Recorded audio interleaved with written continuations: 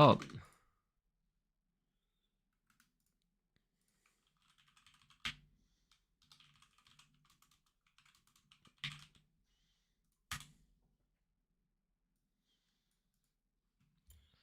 All right. There's some League. It's been a while.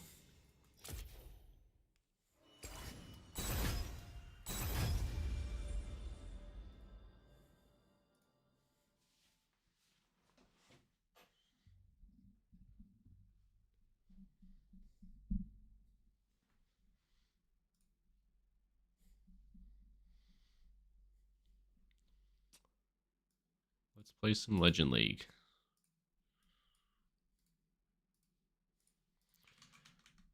How's that looking? Beautiful. We're all ready. All right. Question is, who's going to be the first in the chat? It's always the question. Every time I stream, who's going to be the first in? It's always the question. Oh shit. We're already getting a queue pop. Alright, we're here to farm more clips today. We're here to farm content for shorts. Love to do it. Popcat, hey, what's up, man? You're the first in. Congrats. Congrats.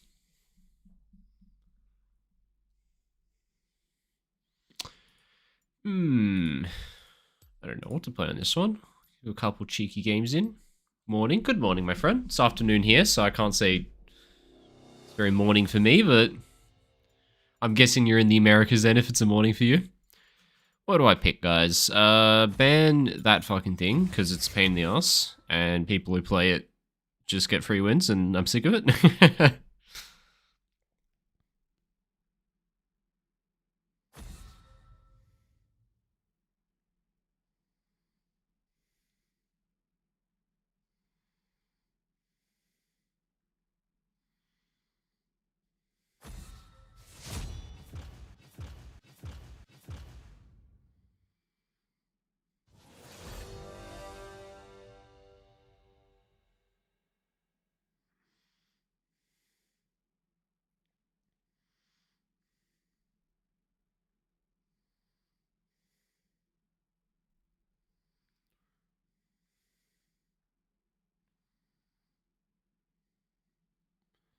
Alright.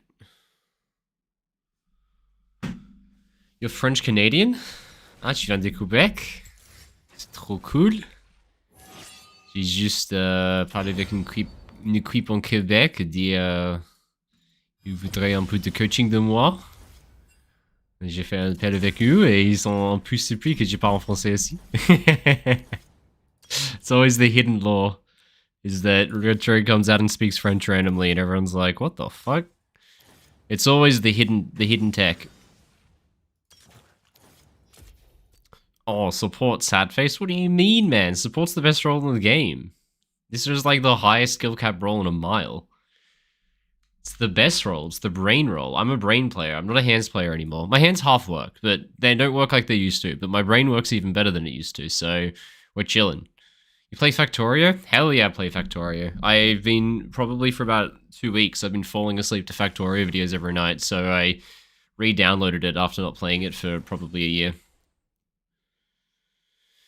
Looking for an in-depth guide on wave management and mid lane. Do you have any recent ones? I have a lot of videos on wave management. If you go to my profile, you can scroll down the page. I've definitely made a dedicated one to wave management tips you've never heard. I think it's something like that. Like wave management tips you've never heard before or something like that. It's a good one. Give it a look. What am I versing? Twitch? Ah, Twitch. I am going to rock these runes. Indeed, I'll rock these runes. The factory must grow. Indeed. It must. Yeah, we'll rock these runes. Sometimes it's worth going second wind versus Twitch, because it keeps reapplying the second wind, but when you're versing something like Nautilus, bone plating is just too valuable. You need it so that he can't hook you. This is the tech versus Nautilus, guys. Aftershock, bone plating, unflinching. This combo is broken. That gives you 600 gold worth of stats at level 1. That is like negative 90 damage when you get hit by a hook, and then Aftershock's a bunch of tank stats. And on Leona, the tech is, if you stun somebody, it procs your Aftershock, which gives you armor.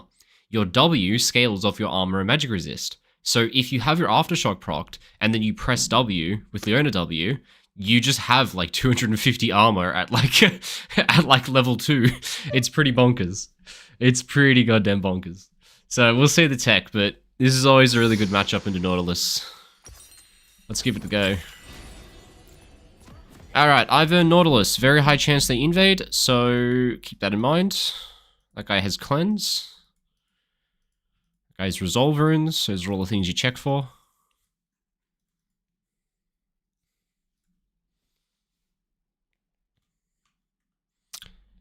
Yeah. So, Learner's usually pretty good into Nautilus, just because extended fights you win really hard, and you're not a target to get hooked, because you're just too goddamn tanky for him to hook.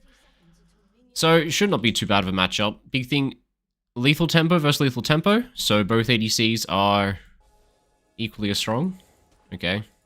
Remember when I said they were going to invade? I wasn't wrong, was I? I've heard Nautilus. Come on, guys. Come on. Why'd you have to do me like that?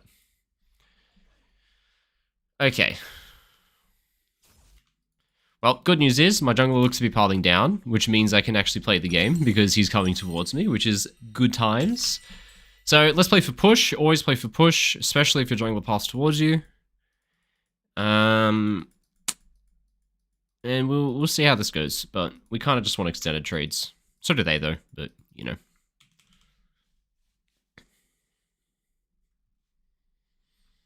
Alright, walk in with minions, don't be even a second late, beat the crap out of the wave, take push, and I kind of want to try and preserve my runes if I can. I have Bone Plating Guardian, I don't want to lose it. Bone Plating Aftershock, I don't want to lose it unless I have to. So I'm okay to get hooked here. If he hooks me, he loses really hard because I have more of my runes up.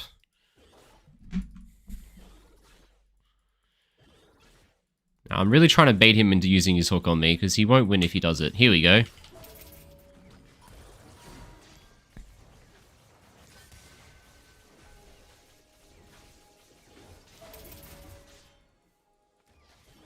Okay, winning trades really hard. I'm not sure what happened to my ADC, but he did his best.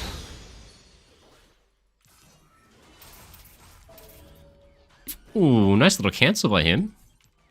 Not gonna lie, it's been a long time since I've had a Nautilus do that to me. It wasn't since my pro play days that I knew people that actually abused that interaction, but... Alright, so now we've confirmed their jungler is pathing down. Actually, no, it's Ivern. True. I don't know where he's pathing. Usually he would show up and take camps, but the timers are all different because it's Ivern, so never mind. You have to be a little bit funky with it.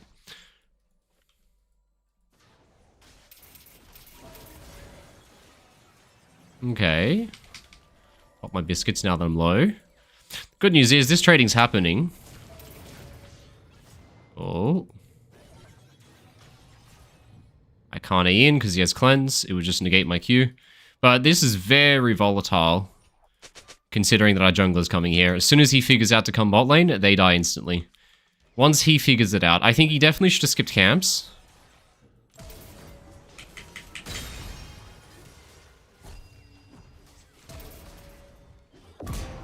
Alright, just make him dead. And we should be able to leave this wave frozen. And I can hold it. I'm just going to wait till the last second, execute the cannon. There you go. And that should be coming into us. We can base on a freeze. So we don't fuck around there, guys. Big moments like that, you don't E in, you just flash Q, you try kill him before he can press his buttons. When the reward is that goddamn big, you do that. Here's the thing, guys. Look at the items that I just bought. Something you're going to notice, I didn't buy boots. Why did I not buy boots this matchup? Well, look at the enemy bot lane. I'm versing Nautilus, very strong early support, and I'm versing Twitch, lethal tempo ADC, which makes him a very strong early game ADC. This is why you don't buy boots. You have the choice of cloth armor or boots, but in this matchup, I'm versing strong early game enemies, so if I do something like buy a pair of boots, it makes me considerably weaker in a matchup where early strength is important because my opponent's also strong. So watch how hard I dominate this lane because of what he bought. He just sent 300 gold of combat stats on fire by buying a pair of boots in a situation where he already got double killed. Biggest mistake I see, guys. If you're versing strong bot lane, and you just got double killed, and you donate 300 gold to a pair of boots, you are just absurdly far behind in terms of combat power compared to me, who just bought pure tank stats. So now we have a massive combat power advantage, and I can just start playing his face a bit. Now, I wish Sivir wasn't wasting her Q on the wave, because it's really good for fighting. But look at the combat stat difference here. Look how much more damage he takes compared to me. He's almost dead. Alright, I took 3 damage for no reason. But the combat stat difference is just huge. If my Sivir wasn't wasting a Q, then we probably would have killed him there. But this puts them into a really tough position, obviously. Now, this guy's almost diveable. Not quite. Oh, shit. Is this worth it, though? No, not worth it. Alright, the Nautilus was sitting behind him on 100 HP. The guy's just an absolute genius. That was so fucking stupid by him that it ended up being good. Why is Nautilus still there? Well, he's still there because he's a genius, and we threw the whole thing. But... okay. The Nautilus is too much of a genius. He sat in lane on 50 HP. Just saw vision. Props to that guy. Oh well. So alright, we pop one in. Alright, well that guy base, so there's no point me going mid lane, so I'll just donate my pink ward and go back bot lane. No point roaming to a lane where the guy's in base, right? So we don't need to go mid. If Nautilus goes mid, he'd be wasting his time and losing XP. Now watch how I re-enter the lane here, guys. Instead of walking in and just showing on minions for no reason, look at the path that I take to re-enter. I do this long looping motion just in order to get down to here, and then I scoot my pretty little booty into this lane bush, and since they didn't see me walk in here, I'm not here. That's how people work in solo queue. If they don't see you, you don't exist. So now, we possibly get to get a nice little engage angle, we'll see.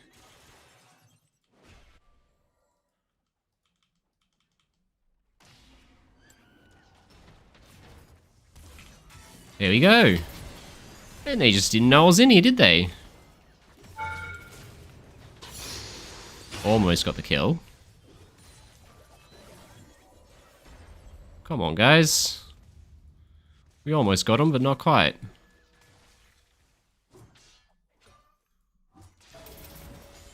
Holy shit, what? This guy's a psychopath. This guy's an absolute psychopath.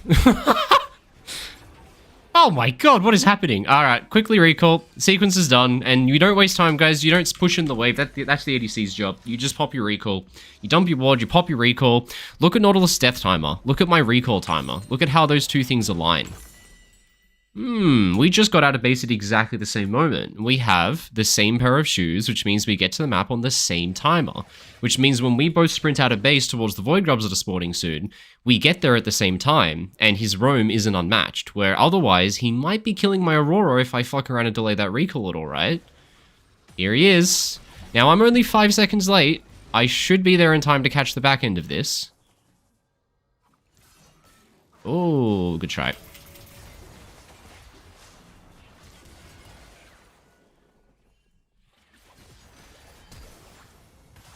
Not bad.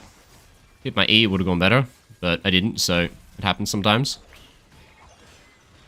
Okay, he just just blocked the hook and he'll just hook himself to death. Don't know what that was about, naughty Nautilus.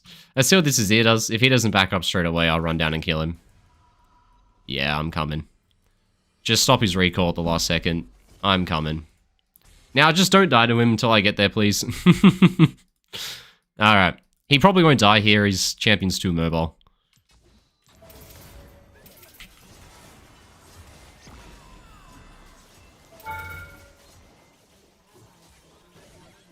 Oh my god, what was that Sivir Q? Wee! That guy's doing some things. Did you guys see the Sivir's Q? Did y'all see that, or was that just me? Was I going crazy, or did he throw that thing sideways? He threw it sideways, didn't he? Alright, let's buy Sweeper because I forgot to swap, like a dumbass. And I should have bought Merc Treads instead of played a Steel Caps. I don't know why I bought Steel Caps this game. That's alright, I'm too busy doing everything but thinking with my brain. It is what it is. Oh, well, that's really annoying for my poor mid laner. But this Nautilus might just be dead.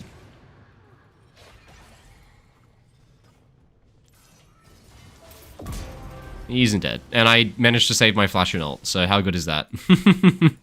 Now, I don't need to go bot lane, because Civ is completely fine. Oh, okay. Don't know why I swept, but... this is just annoying, if anything.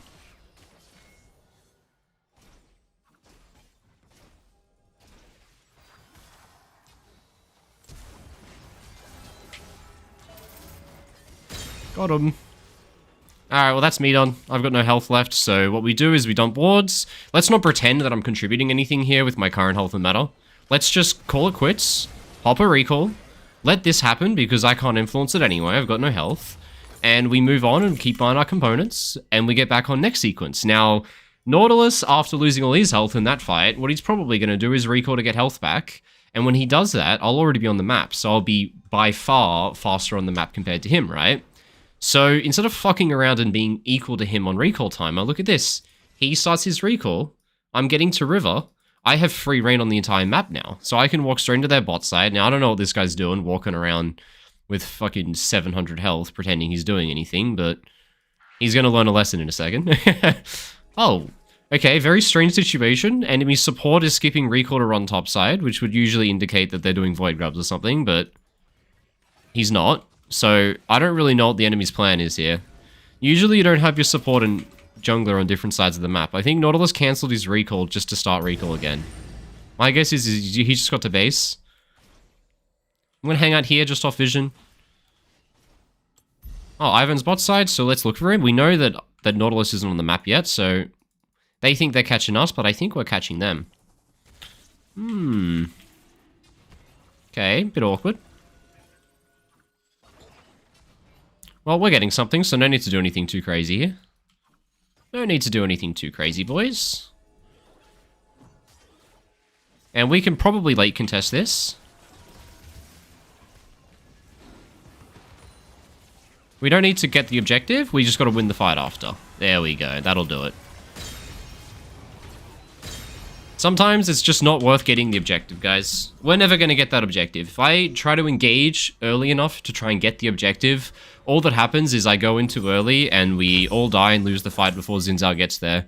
Very often what you'll get in pro matches is you'll get someone make a call to say something simple as give objective, play for fight, right? When time is not working in your favor, when you need to stall for time, I need to stall until my Xin Zhao gets there, you just let him have the objective and you kill him on the way out. You take the time to surround him, give him the pincer, and then they're gone.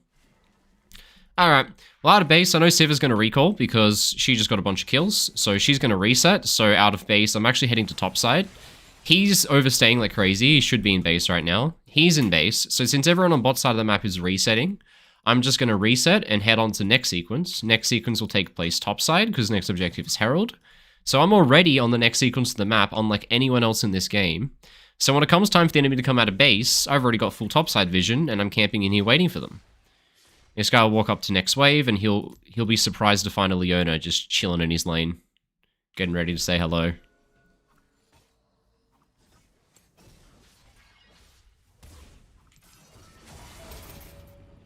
There you go, that burns all his cooldowns and mana. Now, I don't want to show which direction I go after killing the wave here. There you go. And I should have to head back bot, because we're not doing anything urgently. There's Nautilus, we just dive Twitch here. We can see Nautilus heading to the other side. So we easily, what you do is you just basically go to where the enemy isn't, is usually the best kind of macro you do. If they're all showing top side, what I'm going to do, let's play off this wave and this wave. Mid-wave arrives first, so I'm here for the mid-wave arrival. If anything happens, I'm here. If nothing happens, which looks like nothing's happening, let's preemptively move into bot.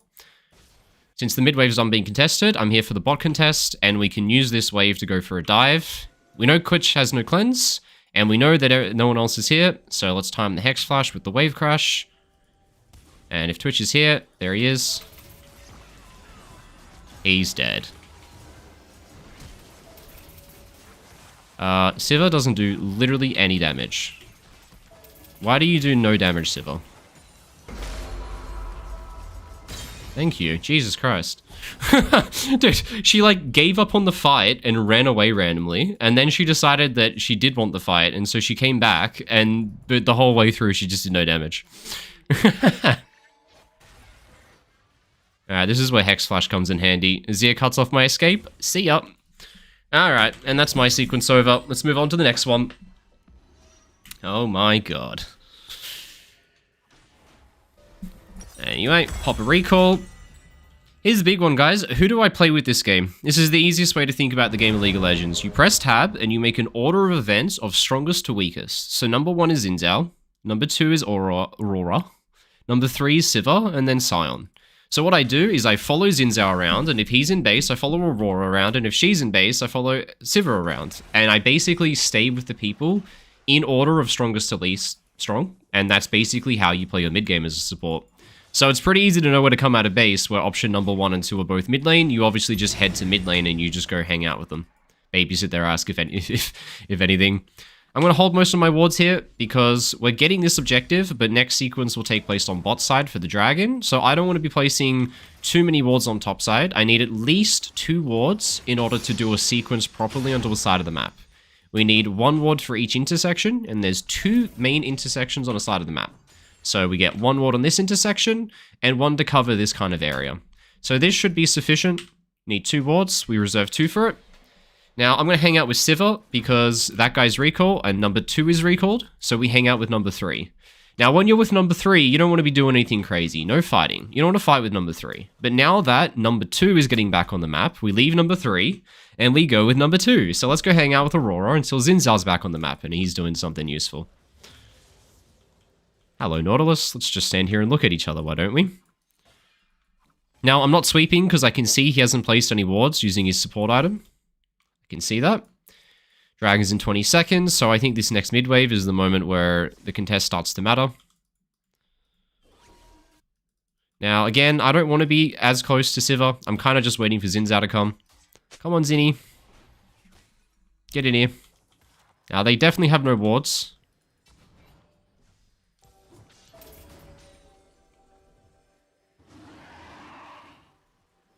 There you go. Now, I want to play the contest through bot side here because my 2 strongest members are on bot side. So we don't go through mid, we go through bot side. And that means that we're going for a 0 bet, I guess. There you go.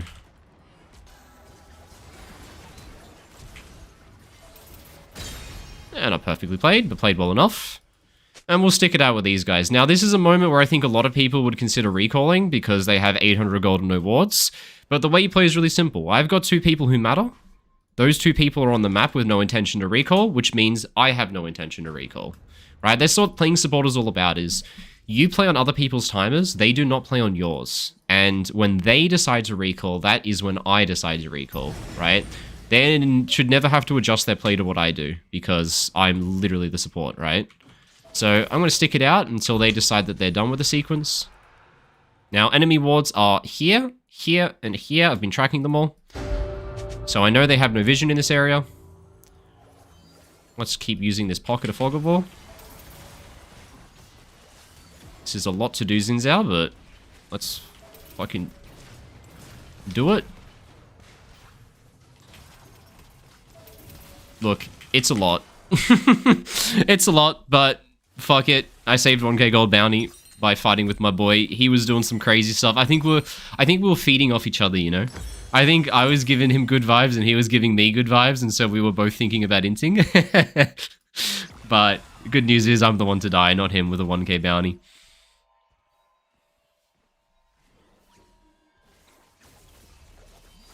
Yeah, good job, boys. This is kind of brainless in a macro sense. My team is actually just running at the enemy and fighting them, but look how little damage this Siva does. She's so useless.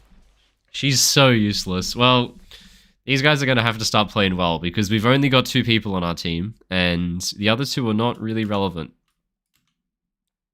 Now, no need to use sweeping lens. I know where the enemy wards are. I've tracked them all, so I don't want to be wasting sweepers for wards that don't exist. I'm not going to commit more than like 2 wards just because of the fact that, look at this, guys. I have 2 teammates dead. The entire enemy team is alive. That means that they get free reign on the map. So if I place my wards right now, those wards will get swept, right? So I'm not placing as many wards as I have. I'm just placing 2.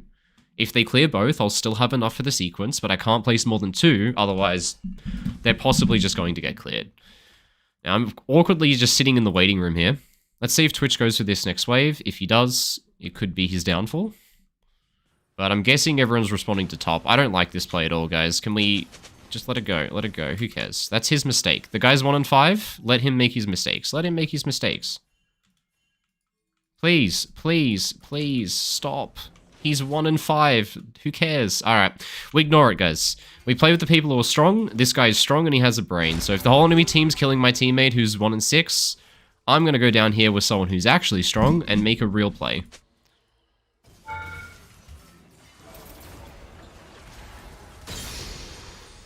There we go. Real plays.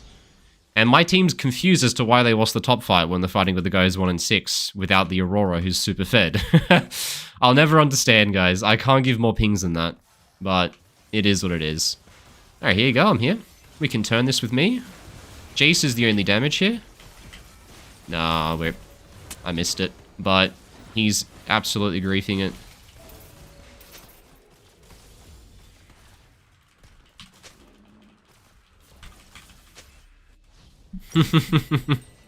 Well, missed my E, but Jesus Christ. We're not going to win if people are doing dumb stuff like that. I'm sorry, but when the neutral objective spawns in 20 seconds, and you've got a guy who's 5 and 1 on bot lane, and a guy who's 1 and 6 on opposite objective, why are we running to top lane?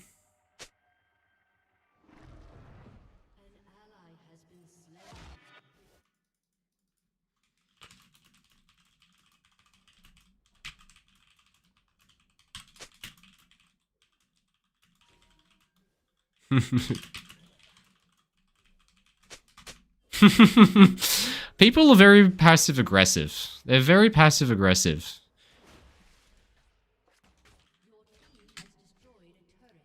Why? I'll never understand this. His justification for why we should run top lane is because the entire enemy team is there. But this is not a hard thing to understand. If their entire team is top, doesn't that mean that their bot side is undefended? And so aren't we just advantaged in any fight that happens there? Like, for example, when I engaged and killed the Azir because we saw 3 or 4 people top. Plus, there's a neutral objective we can take that's worth more than the 1 in 5 Sion's life. It's not hard to grasp that logic, right? You'll never win. All you can do is hit them with the full mute because people will never accept any criticism. They always want someone to blame. And even when they're obviously wrong, they will still try to find a reason that they're not. Alright, well, Nautilus placed 2 wards in the area. He obviously placed one near here because he was up here. There's the second one. Wish my Aurora didn't waste her sweeper when I already popped mine, but it's fine. And there's another ward placed by the Naughty, so it's probably in the tri-bush now that I think about it. Where is my entire team, though?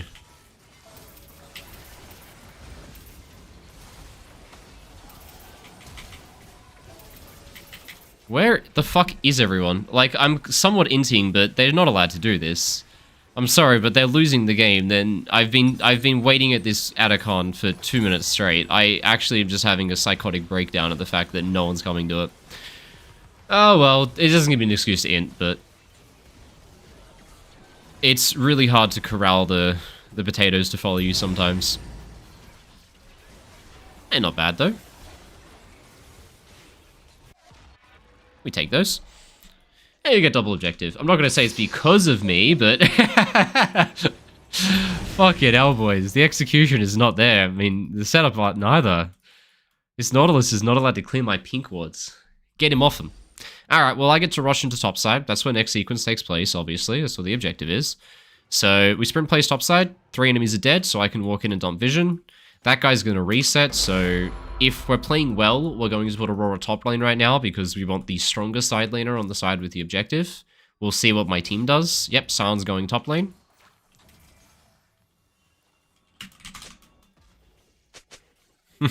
You're 1 and 6, Sion. Go bot. Dude, why are lane assignments so hard to understand? Look, I mind controlled the guy. Very simple. It's very simple, guys. Put the guy with 6 kills on the objective side. Put the 1 kill guy opposite the objective. That way, you have the strong side laner with you when you're trying to contest the neutral. Makes some sense, right, guys? Alright, 1 ward's in there. Second ward's in there. I think there's a ward there and a ward there. I'm going to hold on to it because I can't quite go in there now until my boys are here. There we go. I was right about the 2 wards. Exactly where I said. And we've got a mid wave to do before we go any deeper. Mid wave first. And then we can go deeper. Now, we want to transfer from here to here to allow Aurora to push up. And once we have our side wave pushed up further, we can start actually going for the top tier 2 and for the neutral. Now, he placed 2 wards, so I'm guessing they're shallow in this area. That's probably the only place he's had access to. And we can probably just show up and take this. If they try to rotate here, we kill them. If not, I'm going to sit right here, and if they try to walk in, they die. And if they don't try to walk in, we might be able to get a play onto Azir.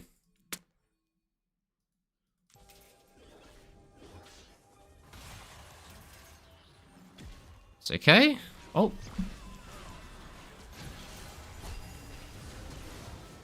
Alright. Good try, my friend.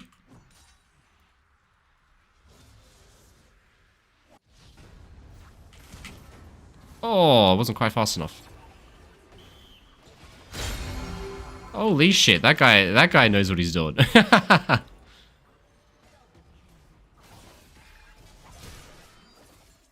Oh, not quite. This is awkward. Why are we in their base? Oh my god, I can't hit anything, guys. I literally can't hit anything. Not that it would have helped. I would have just died with him.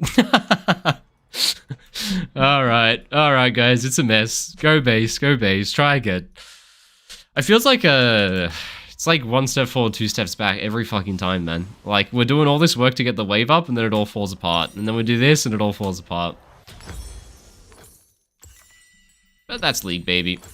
What we got to do is you got to do the easy version. So here's the thing, right? They've got Twitch's ear, they've got shields, they're very good at taking Baron. So we got to get at least one ward on Baron side, and then because Baron's going to be so hard to take because we can't seem to figure it out, we just play for Dragon.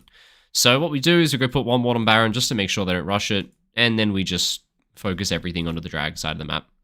So there we have it. That'll be enough. I'm going to take the time to clear this as well because why the hell not? And if Silent dies, it's his fault. He's 1 in 6. I don't care about him. What we want to do is we just want to keep playing the Aurora side of the map. And if Xin Zhao's any good at the game, he will also play towards the stronger side laner since there's such a massive disparity in their strength. That's his fault, not mine. I don't care. We don't care, guys.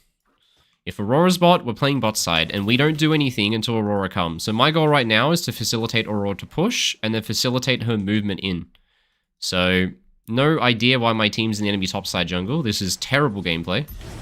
They obviously have numbers advantage, guys. If we've got 2 people bot side, you shouldn't be in their top jungle. Now, like, the lane assignments aren't optimal here, right? We would like to have Aurora on the Baron side, but you got to be realistic. These guys have got to stop face checking into the side of the jungle where we know the entire enemy team is, right? It's obviously not smart. This is the moment where we engage. We have the movement of the side laner, so now we look to fight. Crazy that. When we have Aurora in a fight, we just kill everyone. We're just waiting for a movement, but my team is so eager to run in and fight before we have the movement of the side laner, while they have side laners grouped. The game, in mid-game, it just takes it in turns. Sometimes they have side laners and you don't. Sometimes you have side laners and they don't.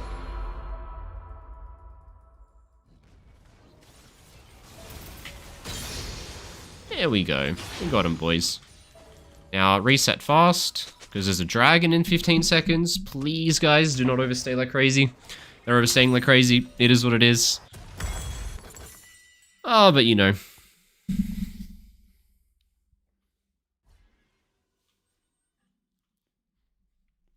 Why haven't I built MR yet?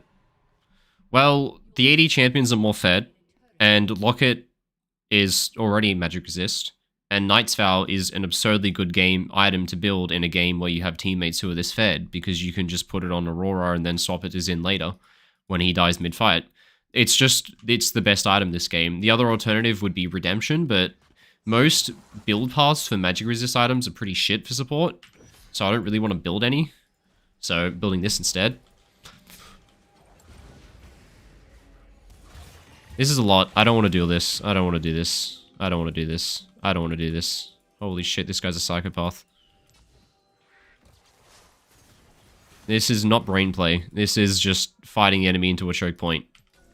Without any advantage. What the fuck is this guy doing? This is the most brainless thing I've seen in my life. Why? Why are we fighting them at their fucking inhib tower while we're but the what the fuck? I think Xin Zhao is tilted. I don't know why he's tilted, but I think he's just tilted. I can't figure out why. He's engaging at their inhib when Dragon's up. This guy's been inting macro in every way the whole game. Well, they're going to Baron. Come on. They're going to Baron. We saw them go to Baron, guys. Come on.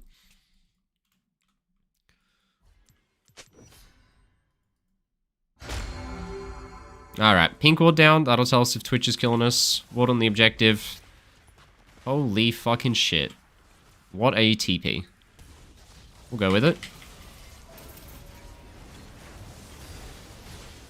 Do you do any damage, Sivir? None? Literally no damage. What the fuck is my Sivir?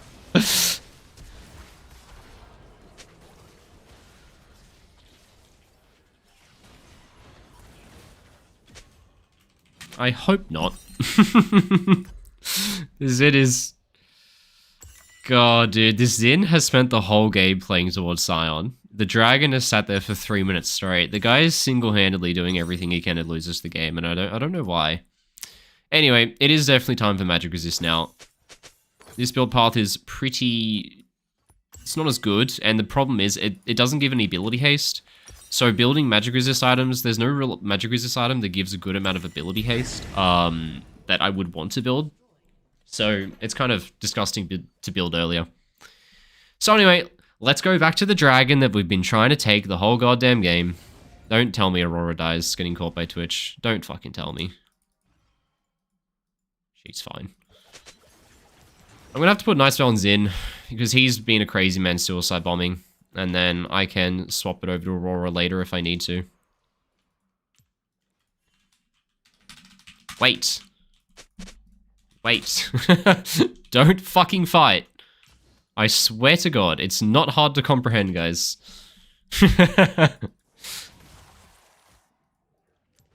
Pink on the neutral. Sword over the wall.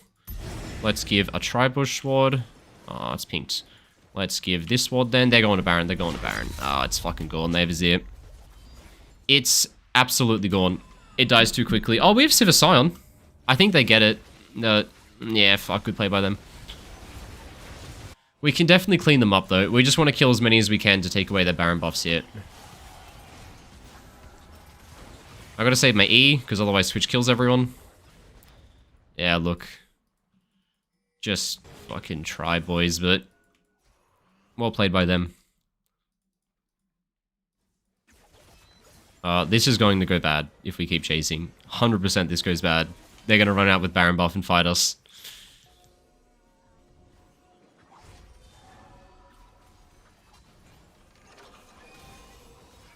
Okay.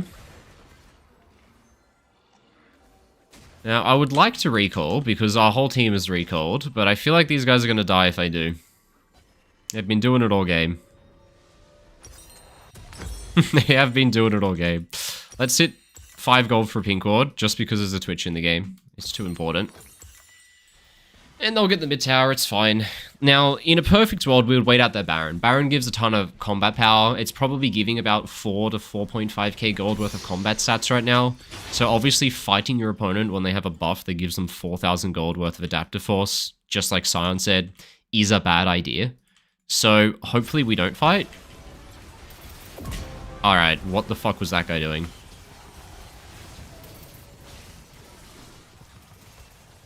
It's alright, we'll take that. Good result.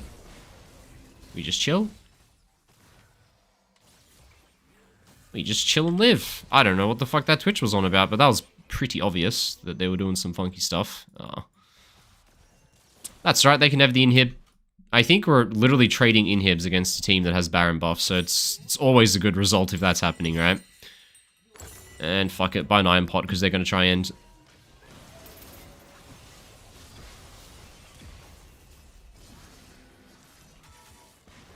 Oh, my heart wasn't in it. I could have flash E'd if I wanted to. My heart was not in the game there.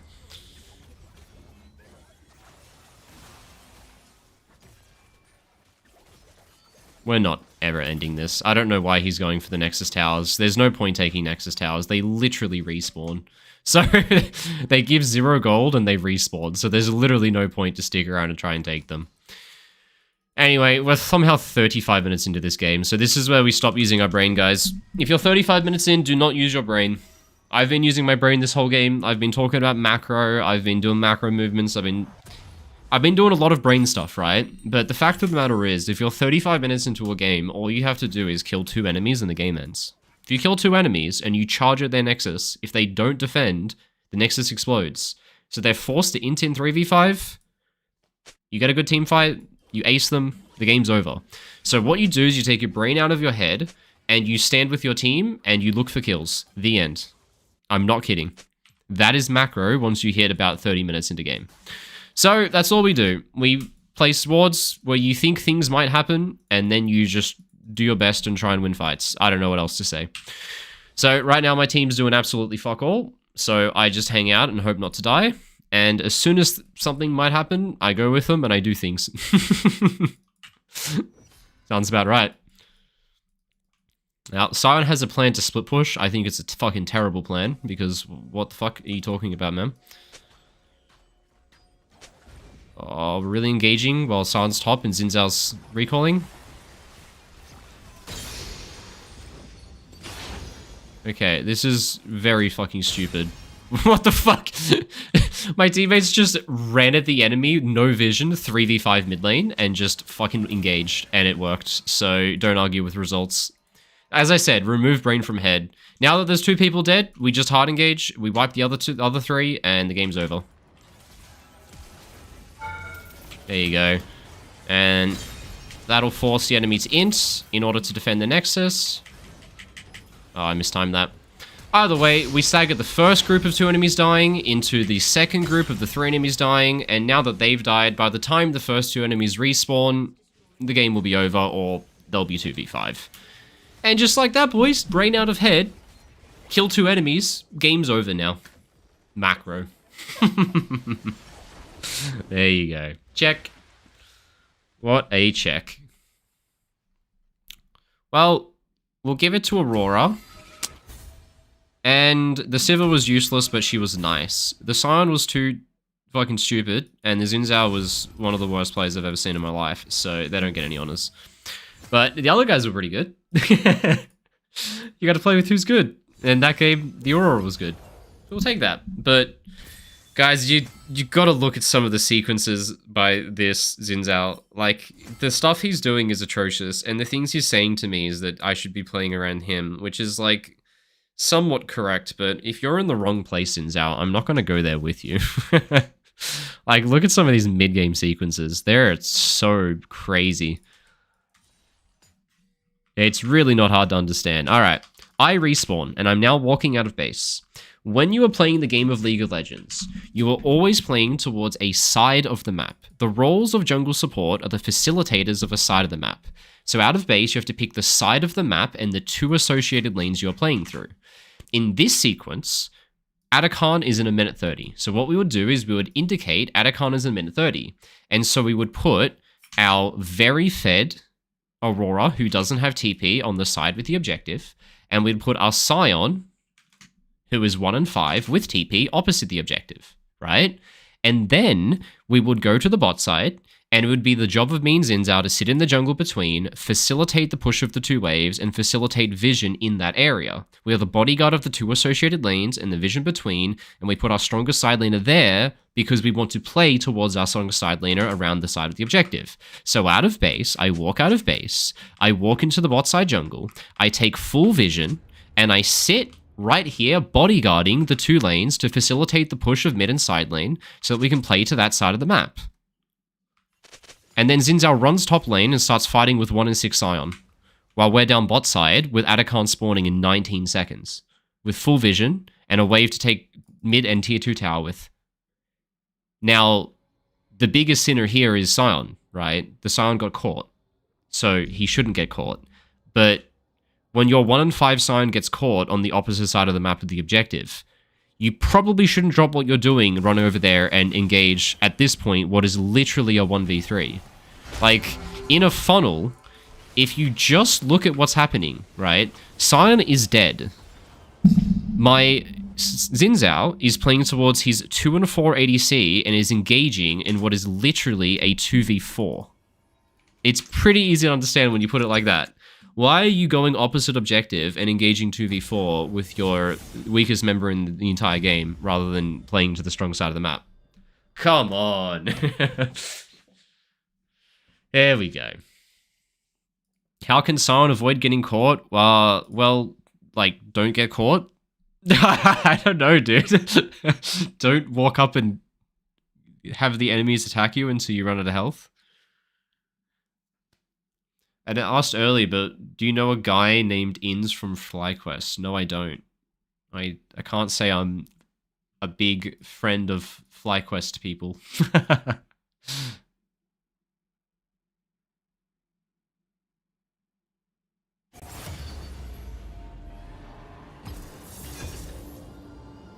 God damn. The easiest way to look at it is just tempo lines. If you're further up on the diagonal axis compared to your teammates, you're too far up, which is exactly what happened to him. Plus, you know, he can get caught top lane if Atakan's spawning in 3 seconds, but not if it's spawning in 20 or 30.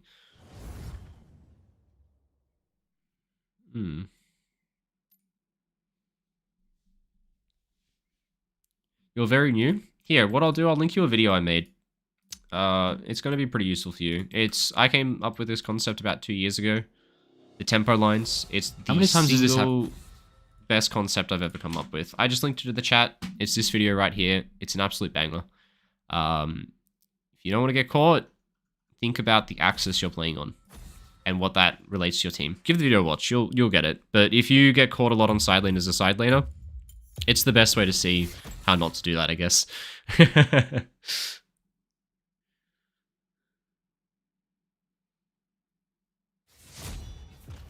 What's your thought on Electrocute Rakan? It's not that bad, actually. Like, surprisingly.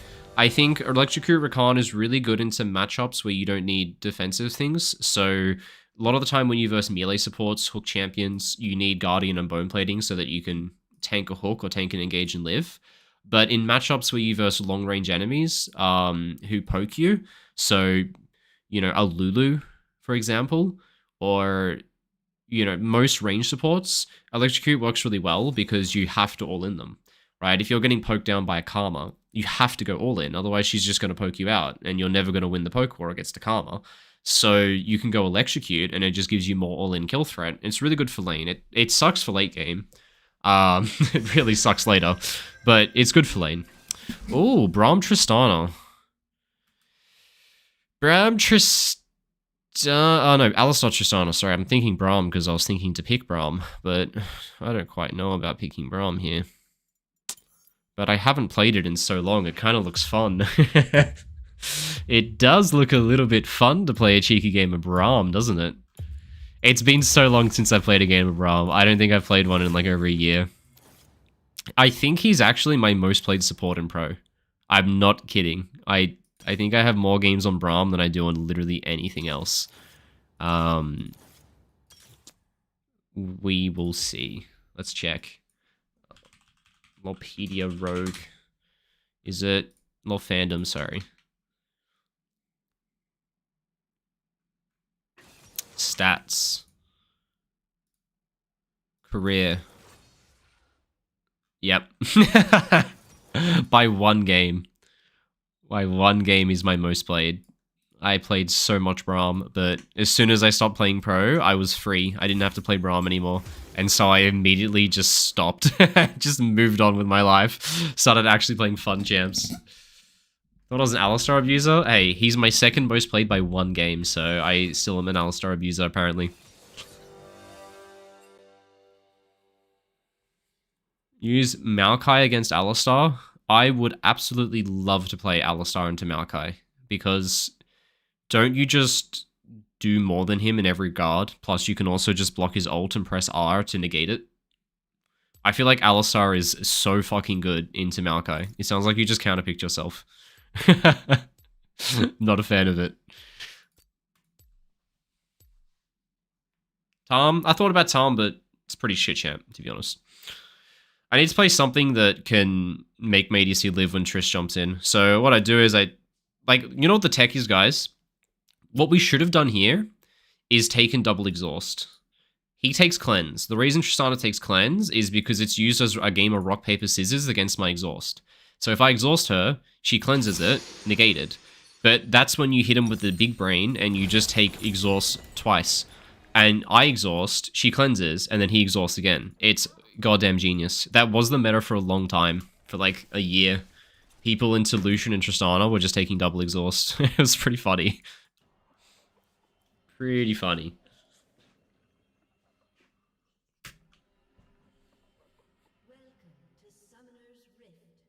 You hate that? It is pretty funny. Now, I did something pretty fun here. I went Cosmic Insight in my runes instead of Biscuits, which simply is to reduce my exhaust cooldown, since exhaust is... Against Master Yi, Tryndamere, Tristana, dude, exhaust is so valuable. So I just need exhaust up every team fight.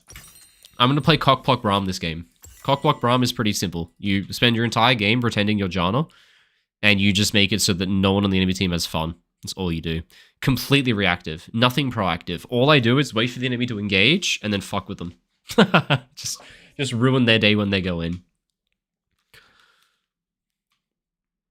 Now, this is not a lane that we're supposed to try and win, right? We're not supposed to try and win this lane. They've got lethal tempo Tristana, and we've got a guy with 4 bullets and a useless keystone, so we're not supposed to win this lane. I am just getting to pick Braum and then just skate through the game and then be a really good champion in team fights and a really good counter to Alistar when he engages. And also my ADC on Jhin in this matchup goes 0-10 if I don't pick Braum, so I picked Braum. So no fighting. We lose fights really hard. They out-sustain us with Alistar passive. I literally just play fully reactive and sit here and do nothing. Well, the fuck, I got my bone plating with a headbutt. How smart is that guy? That guy got my Guardian with an auto attack. Now, I pretty much have no reason to throw out Qs, because he doesn't have Resolve runes. So, I'm not proccing them. We shouldn't be pushing here, by the way. Like, we don't want to be pushed up in the lane. We're not strong enough. Like, even if we have a bigger wave, they just kill us, because we're literally potato champs. My guy, you took Dark Harvest. I don't like what our wave's doing. We've got to get our wave in and get it back. If they hit level 3 and our wave is far up, we die. So we've got to get this wave in fast. Like, it's already scary now that they're 2. Much scarier at 3, though.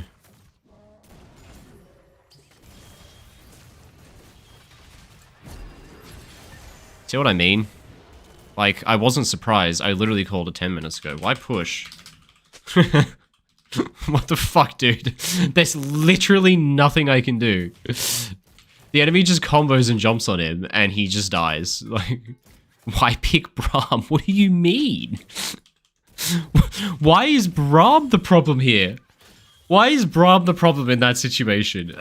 Make me literally any other champion in the game, and you die there, my friend. Alright. Braum is absolutely not the problem. Braum is an amazing pick this game. I don't know what universe that guy's in. Now, I'm likely going to have to move up here because Alistar will roam off base with this wave state, and it's going to hurt my XP a lot, but I'm going to have to match it, otherwise bad things will happen. Alistar's about here walking out of base, and he's got the perfect wave state to roam right now. What the fuck? Alright, I'm leaving. I don't care. I'm not about to throw my XP away for this bullshit. Dude, what am I looking at? Now, we might just die here because now we're super far behind with the fucked up wave, so I hope we can get this in. But if they make it back in time, it might be bad. We should be fine. I don't know where Alistar is, but he made a mistake by not getting back in time. Made a big mistake by not getting back in time. Please don't try and hit the tower. What are you doing? Holy shit, you're a psychopath. This guy's a fucking psycho. What is the point of this? Congrats, dude. You got 400 tower damage and you risked your life. Where is Alistar, by the way? Is he literally AFK? I'm so confused.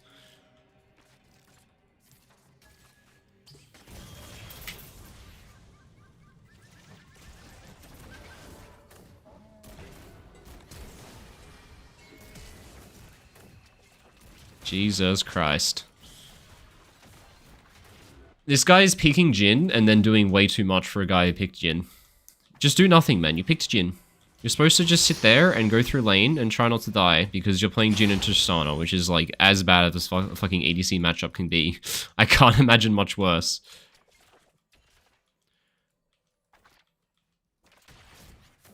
But I can't do much this game because this matchup's impossible. And he entered a kill early, and so if Alistar wants to roam, he's gonna roam. And if I leave, my ADC dies instantly because we're versing Alistar Triss with Jhin. So I'm guessing Alistar's just sitting in the lane bush right now doing nothing. But, yep, he's roaming indeed. There's nothing I can do to match the roam.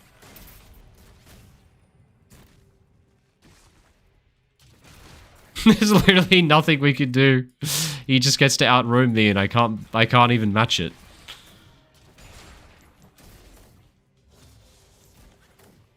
Best thing I can do is actually probably pop a recall right now. Because I've got 900 gold, and there's nothing we can really do anyway. He should be fine. And I can just play to get on map before Alistar in next sequence, and that way I can actually out-roam him for once, finally. This is the only thing that's going to give me a semblance of freedom, is that I can actually get on the map first for a split second here.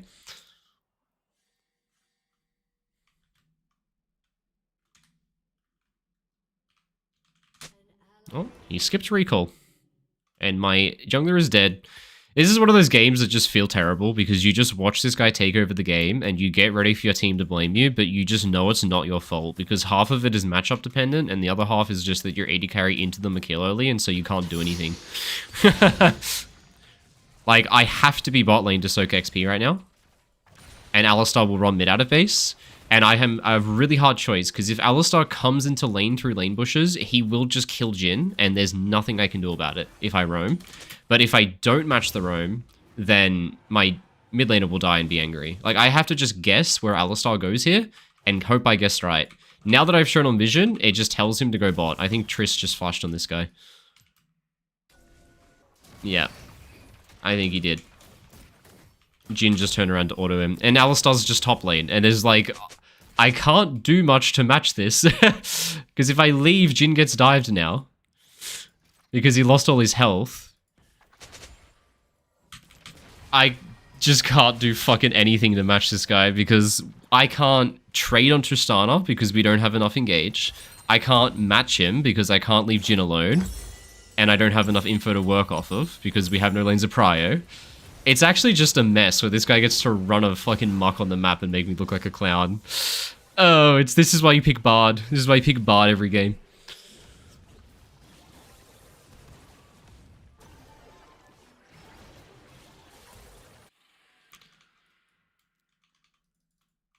This is one of those cases again. Bot wave's bouncing, Jhin has no sums, they know it. If Alistar goes bot, he dies. So I have to go bot. But if Alistar goes to Void Grubs, they get Void Grubs, and my jungler dies. And so I just have to guess. Like, Jhin might just die here, but it's the better of two evils. My options just suck everywhere. Are you gonna go for this, Hecarim, or am I just at Void Grubs for no reason? I think it's a case of me being a Void Grubs for literally no reason.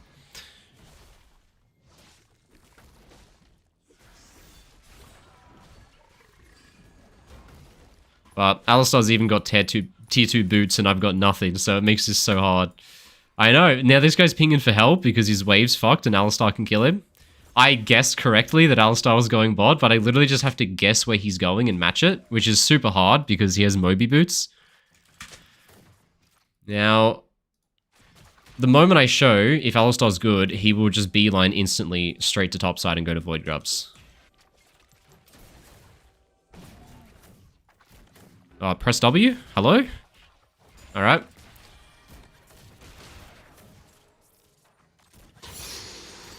Okay, well, the good news is I focused my XP and so I got level 6, and that should make it a lot harder for them to jump on us and kill us now. Very good. Now, once he gets 6, it makes this really hard, because it's very easy for them to just dive the Jhin. I'm gonna have to pop a recall and yet again just make a guess on where he's going. Let's hope that they don't dive here. If they dive with no info, they're crazy. But they might just do it. We'll see. They don't know where I am, so they shouldn't. Yeah, they're not. And there's nothing to do, so I probably can just go back bot. Oh, this feels so sad. But again, this is a matchup thing. I'm going to vastly outperform him for the rest of the game. It's just hell on earth when he has run fast shoes and I have nothing.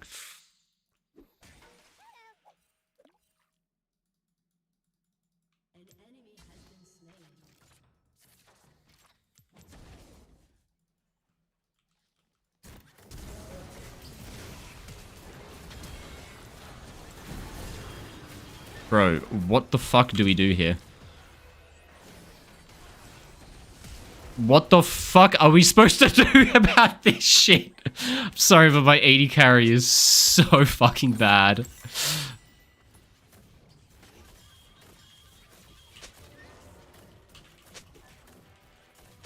We're not in this position because I picked Braum main.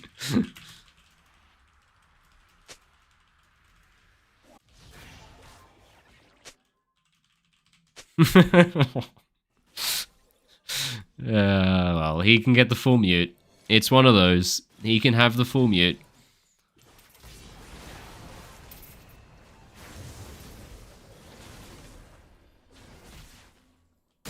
Nice, we take those. And the good news is, I don't have to play around Jhin, because I have other teammates. And that's the beauty of playing support in solo queue, is if your AD carry sucks, you just abandon them. And so, prioritizing XP to get a faster level 6 is really nice, because once you get level 6, you can start being a lot more free with where you go and what you do. So now I get to play actually play the game, where I get to actually run around and do things, which is glorious. We love to do it.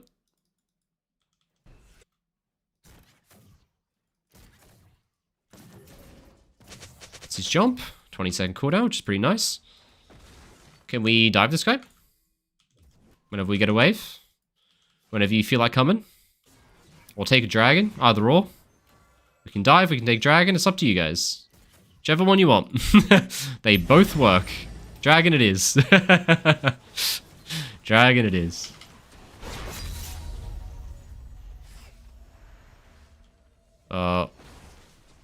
Now, you want to play for a turn. You always want to play for a turn when you go to a neutral. Faster you turn, the better.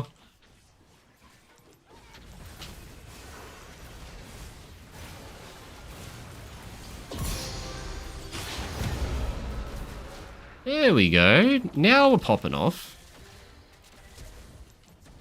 He's gone. That's right, popping insta recall, and Alistar is top lane while we're taking dragon. If this Gragas gets angry that Alistar is top lane, I'm gonna laugh, because I bet he will. I bet he's gonna say sup gap because their support's top lane when dragon's being taken. I'll laugh. They got the dragon? What the fuck? Alright, they got the dragon. Obviously. What? Obviously? What? What? Why do they have dragon? How the fuck did they get dragon in that situation? Did he just run off and leave it? I'm so confused. I'm being flamed? I'm so confused. How am I gonna get it? What do you mean, how are you gonna get it?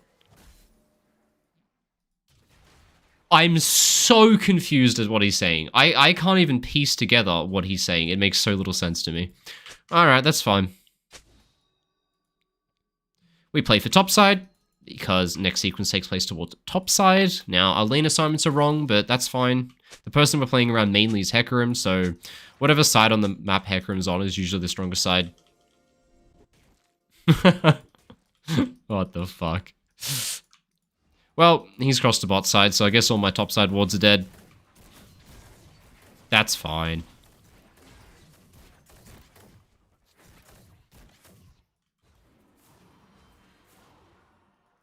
Well, if they dive Gragas right now, it's not my fault, because I can't defend the dive without my Hecarim, and my Hecarim is sequencing a full clear. So, he's just clearing the wrong direction. We're just doing nothing. We're just fine. We outscale them. We can do nothing if we want for a while. Alright, let's hop in the mid wave as it arrives, because Jhin will fucking die otherwise.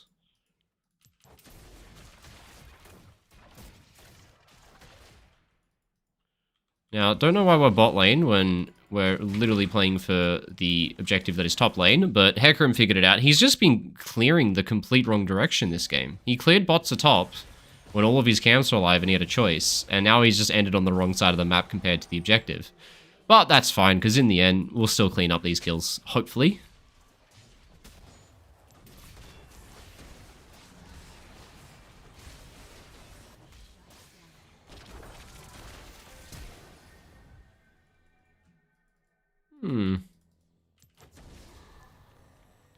Yeah, okay. I'm really useful in a fight. The problem is, I just can't very often get to a fight. It's really hard to get to a fight because people just aren't going where they should. And I'm a lot slower than the enemy. And so they are just getting to run circles, but like, I'm more on the side of the map where the objective is, and then we're running to bot lane. It's like the last game. What the fuck? This guy's jumping into a tower, though, so anything I complain about doesn't make sense, because this is even less logical.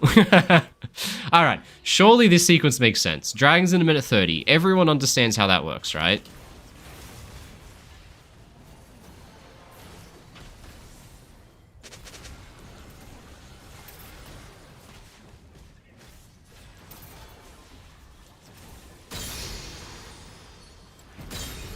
Get away from him. He flashed. He flashed because I exhausted. That's so funny. Alright, well I need to recall before this spawns, so dump wards. But there you go, like, I'm actually pretty useful in a fight. When it comes to these neutral fights is where I really vastly outperform the Alistar. Because he can, of course, just run circles around the whole map, especially with the situation I have this game. But when it comes down to these fights, I'm going to be pretty fucking broken. Like, when I'm rocking a Frozen Heart against all the auto-attack base champions, and I stack full armor, and then I just have exhaust up every team fight, and then I ult every engage they do, my champion is insane in this game. I don't know why people are complaining about it.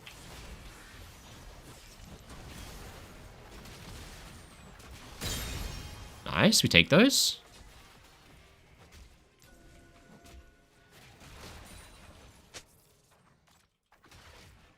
There we go.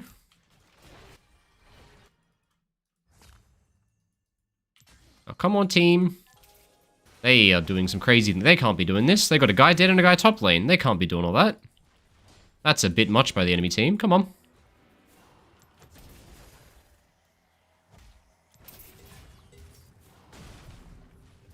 Yeah, okay, good job.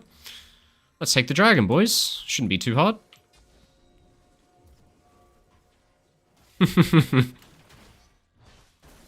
I feel like that's not allowed. This is not allowed. Surely, guys. Come on. Look at this.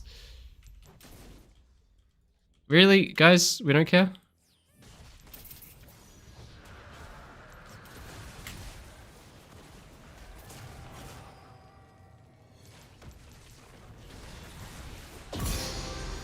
We got him.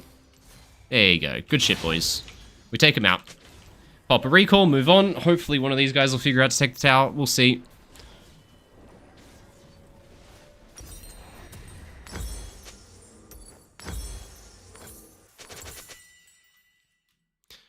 Alright, someone just said something interesting in chat. They said, this Braum pick doesn't make sense because my E-shield has little value when the enemy team is melee. Okay, it has insane value because the pick was for lane. The pick was a counter to Tristana because otherwise she can just jump in and one-shot AD carry, and the shield prevents her from being able to hit the AD carry when she jumps in. She can't follow up the Alistar. So it's very good for lane, but people have this misconception about Braum's shield being good against projectiles. What they'll do is they'll look at a team comp full of mages and ADCs and they'll pick Braum. Problem with that is that Braum does one thing. Braum walks backwards. Braum is really good at hitting the closest target, walking backwards, and then leaving his ult as a slow trail so that people can't follow up the people that are taking damage, right? You're really good into short-range enemy compositions that need to chase you and hard engage. Braum is a counter to hard engage. When the enemy is playing Tryndamere, Master Yi, and Alistar, they are playing a hard engage comp, which makes Braum really good. Yes, my E isn't good at blocking projectiles, but if you pick Braum into a lot of ranged champions, what happens is the ranged champions attack you from far away, and because you're Braum, you don't have enough engage to get on them, and so you just take free damage. Braum is very bad into a lot of ranged champions. Braum is really good into a lot of short-range champions. So while the E doesn't have the projectile blocking ability that you like, right, people have those moments where they block an Ezreal ult with a Braum shield and they love it and it feels really good and gives them dopamine.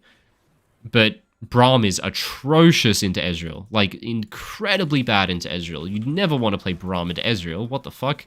That's the most unplayable shit I've ever heard in my life. The lane is just bad. Wait, what the fuck? Alistar's top lane. Alistar's top lane. This guy's the worst player I've seen in my life. But guys, just bait the neutral. He just ate in. He just ate in. Hello? Where is my team going? Kill this guy. Oh my god.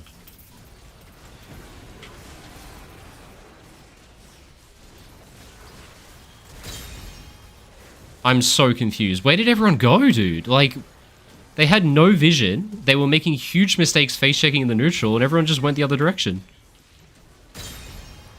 Holy fuck, guys, we did it.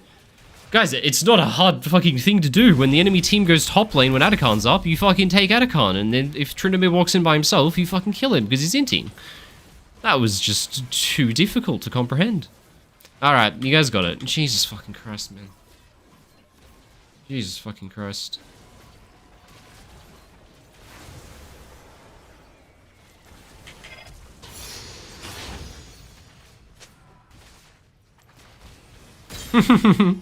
How annoyed is that guy? Alright. No, I'm not gonna lie, guys. This Braum pick is carrying the team fights. It's doing a lot in the team fights in the end. It is doing a lot for the team fights. I don't know I have a Ruby Crystal in my inventory. I don't know how that got in there. But it did.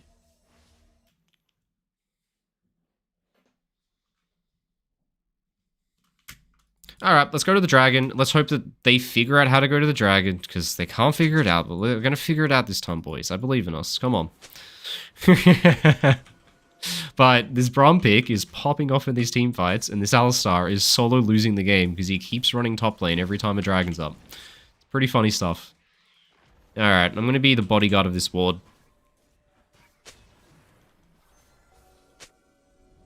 We shouldn't be walking in yet, Hecarim. It's a little bit early to walk in.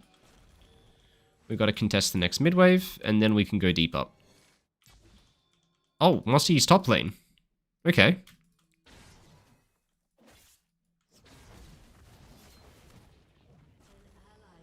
Take the mid tower? Okay. Entire enemy team runs top lane. Take the mid tower. Fair enough. Now, if they're any good, they'll keep charging top. Yeah, and then when we recall, they'll swing into dragon and take it. If they're smart. It's actually not a bad play what they did. Run opposite the objective 30 seconds before dragon spawns to force a response. It's a very, very good play. Alright, well, they definitely misexecuted on it. They very much misexecuted on it.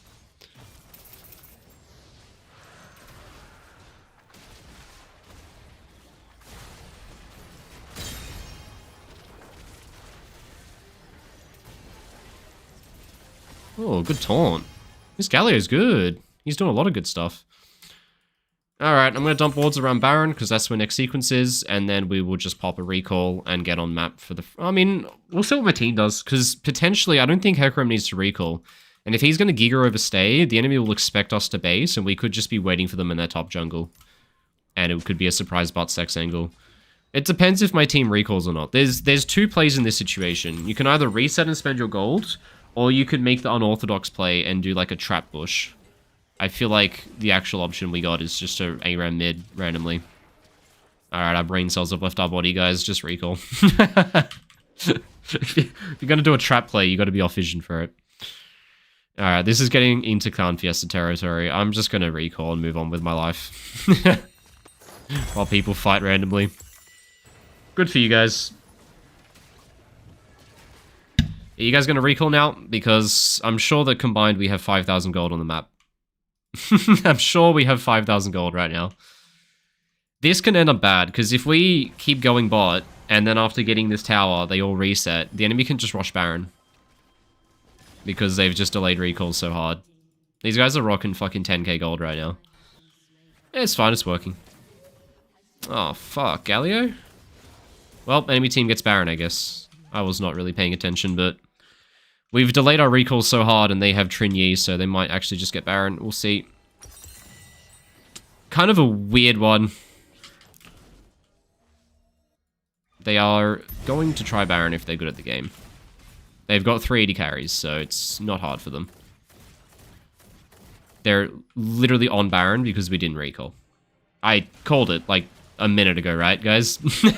It's gone. We're not going to make it there in time. It's just gone.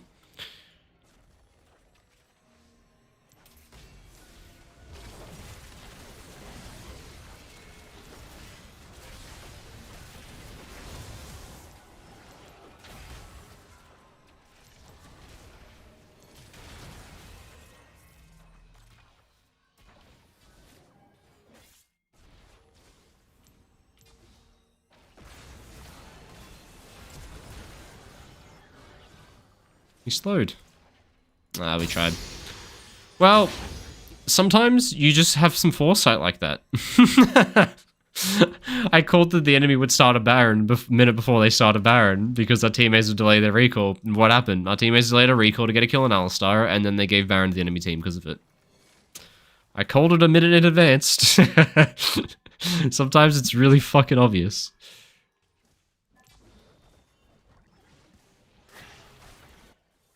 Well, I would love to recall, but I'm at that point where I'm starting to realize that I can't trust anyone. So even though I need more wards than what I currently have, I know I'm going to miss something because the game's just happening at a ridiculous pace.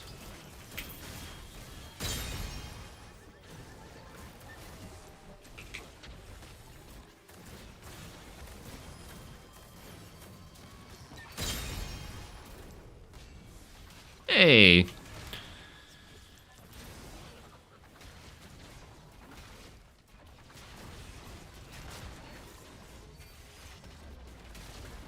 Not bad, boys. Now, let's be the voice of reason, because last time I knew that they would int, they actually did int, and I didn't tell them not to, and they all died. So I'm going to be the voice of reason and tell them not to int. Guys, get the fuck back. Get the fuck back. And we just keep building armor, baby. You can't ever get enough armor in a game like this.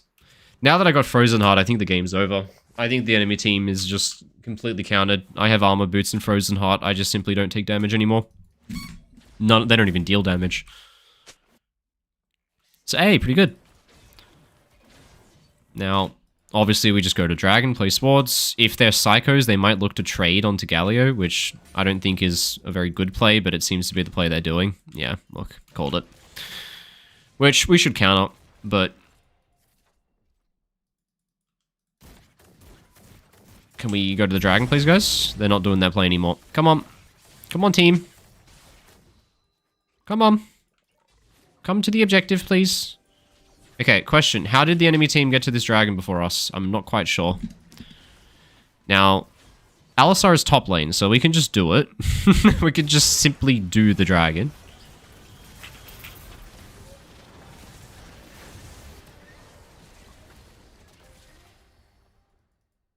I'm going to recall and protect Galio because they're obviously diving Galio here, and I think we got the Dragon already.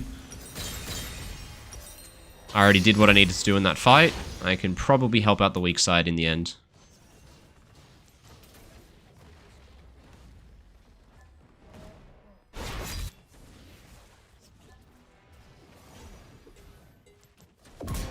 Got him. Hey, we won the strong side and helped the weak side. What a good sequence.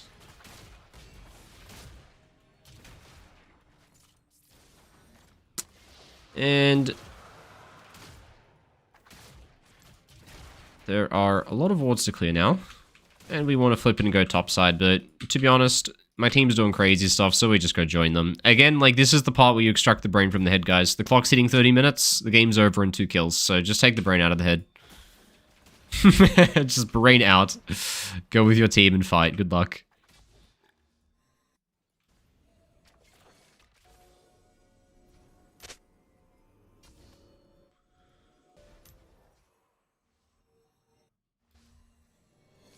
Yeah, we can hang out in here, and when the enemy comes to face check, we can give him a bit of a bada bing bada boom, baby.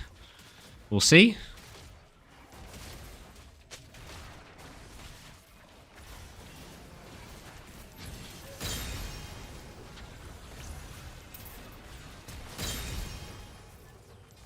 That's all good. The Jin just pieced the fuck out.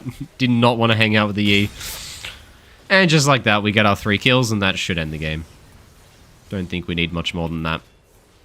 Hey, GG. Group of the team, get your 3 kills, take your brain out of your head. Well, my team started the whole game flaming me, and then I went 3-1 and 19. So, I don't really know what more I could say about that. We had some difficulties, and the early game was really hard, and if the Alistar was better, he would have single-handedly won the game in the first 7 or 8 minutes, just because I had so few options, but that wasn't due to me, that was due to my Jhin pushing into a level 2 Trist Alistar. Yeah, that worked out well. What a banger.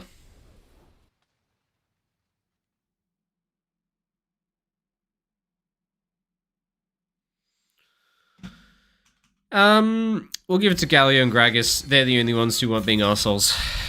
That's how you honor people, guys. Anyone who isn't toxic gets an honor, because in League of Legends community, if you're not toxic, that's already an achievement. It's already a huge fucking achievement. What rank is this? This is Master Tier. It is indeed.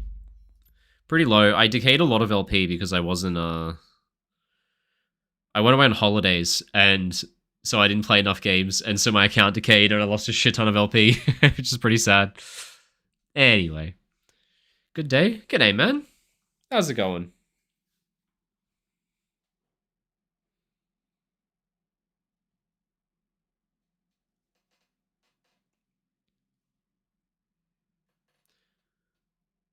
After this carry, prepare yourself for loser queue agents. I'd like to say that I carried that one pretty hard. I think the Hecarim did a shit ton, and the Galio did a shit ton. But I did a lot more than the Alistar. I think on a scale out of 100, I think I got 80 points and you got 20, because he did fucking nothing. But what I learned from that is playing Braum is miserable, and I remember why now. Playing Braum feels like playing Yuumi. You're like stuck there with no move speed, just doing fucking nothing while the whole game happens far away from you, and you're spending the whole game just trying to keep up, but you have like no agency to go where you want and do what you want. It feels so bad. Anyway. That guy got to run amok on the game, but I got what I got. What should Alistar have done after they got the kill on Jhin? Pretty simple. You're up a kill. Our ADC bought boots. The wave is... Okay, so imagine this. You're down 700 gold, you have no summoner spells, and your wave is pushing into the enemy. Pretty scary, right? Wouldn't it be terrifying if Alistar got back to lane before you managed to crush the wave and then just solo killed you or set up a gank? But instead of doing that, he ran top lane, and we were allowed to crash the wave for free, and so we didn't die, and we got a safe wave state. I don't know what items to buy. I played this game for 16 or 17 years. That's the answer. Pretty much that's the answer. You gotta play Chad Braum instead. That is an option. Chad Braum is fun. You go like full move speed, and you just build like fucking Thornmail. Balmy Cinder. Why not? Playing support is a thankless role. Indeed. You just get flamed for pointing out things that are completely logical. Like... I don't know, man. Like... I want to see what happened to the dragon fight. Because that guy was... He was flaming me, saying it was preposterous to imagine that we ever could have gotten that dragon. I want to watch it back and figure out... Because he said, like, how could I get it? I barely lived on 100 health. I've got to see it. This is the dragon in question. So, why can't we get this dragon? Why can't we get this dragon? Does anyone know? I'm looking at it right now. What I currently see is I see Master Yi knocked up in 5 seconds of crowd control, too far away to smite the dragon. The dragon is on 1400 health and smite does 900 damage, which means that if Hecarim attacks it with 2 auto attacks and 1 Q, he can then smite it and then join the fight after. Literally, I'm not even kidding. He could attack this for 1 second and then join the fight, and we would get dragon, and we obviously have won the fight anyway at this point because that guy's just not here, and this engage is fucking phenomenal. What did he do instead? He ran in,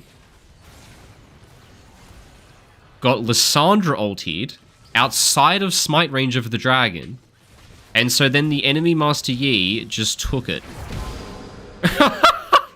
Alright, this guy's a fucking clown. I'm done, dude. I'm done. I'm so done. That was the reason he couldn't get it? There's no shot, dude. You were 2 auto attacks away from killing dragon, and you ran off and left it on 1000 health. That is not my fault that we lost that dragon. Ah, God.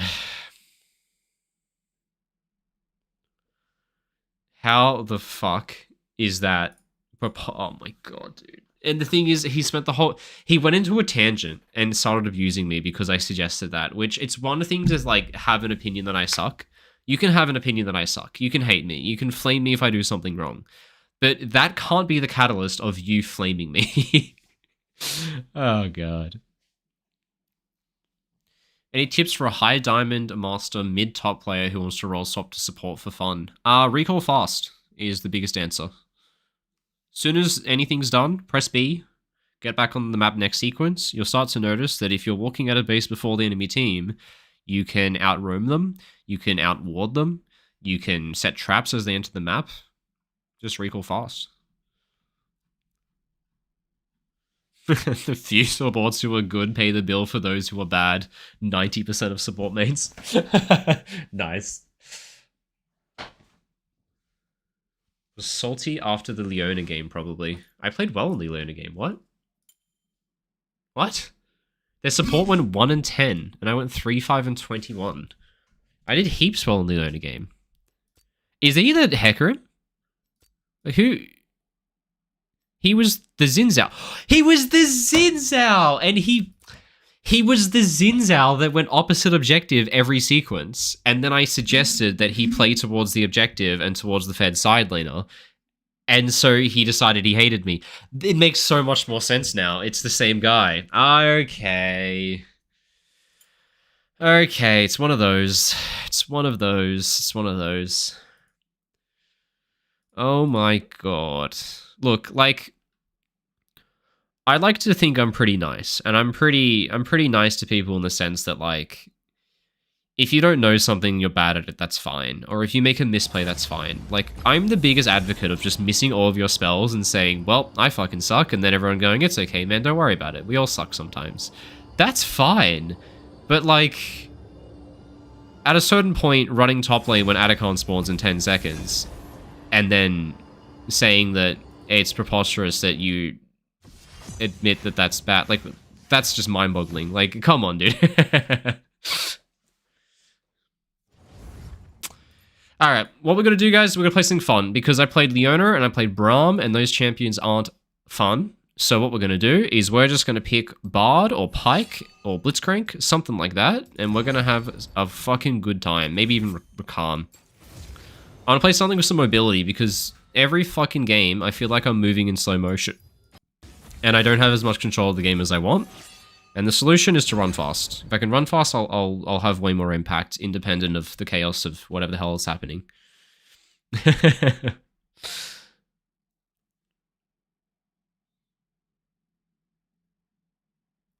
Bard damage build.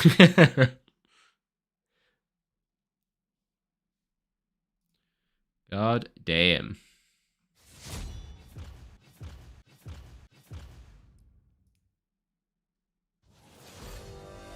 Galio support, Gaz, please. Braum pick is banger here. I don't think it is. I don't see anything. You don't blind pick Braum. It's a big no-no. Oh, if they pick Sivir blind, I gotta pick Alistar. If you pick Sivir blind, I've gotta pick Alistar. It's just the rules. It's just how it works. Have fun playing Sivir and Alistar. It is the most painful thing you've ever done in your life. Literally.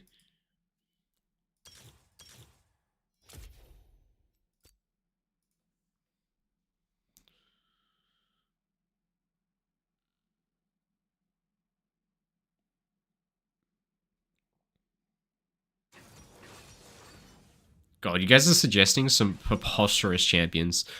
You guys are suggesting a bunch of crazy shit. That's pretty fun. I think this is really good glacial game, actually. It's not very often you get a really good glacial game on Alistar, but this is one of them. Glacial's really good in situations where the enemy doesn't have a lot of mobility and they get stuck in the slow. So if you think about Sivir, Renekton, Malzahar, mainly like Renekton's having a tough time, Sivir's having a real tough time, it's really good in those kind of situations. Could go Phase Rush. I don't think it's necessary, though. I think Glacial's better.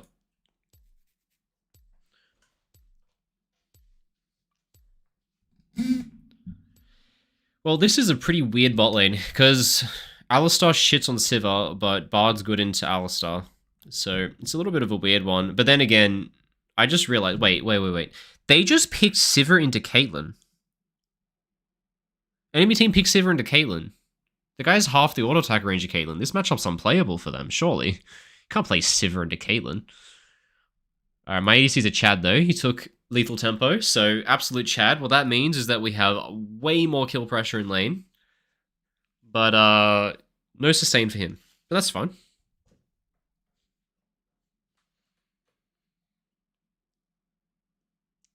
Let's see.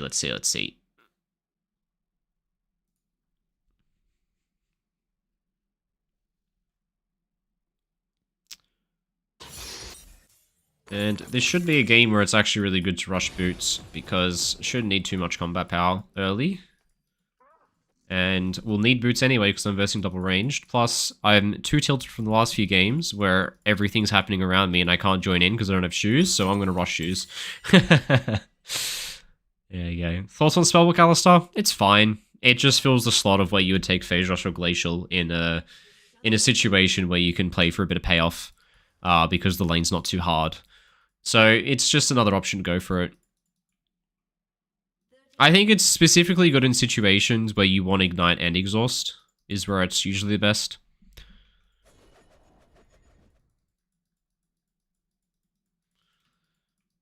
Okay. What shoes, though? Tabbies are good, but you don't usually need tabbies on Alistar. I'm gonna move... This guy's having a mental breakdown because he wants me to start in lane, and I will start in lane. I'm just here for the fan. I will start in lane, my friend. I'm just fanning for the jungler. Making sure they don't come behind you and kill you.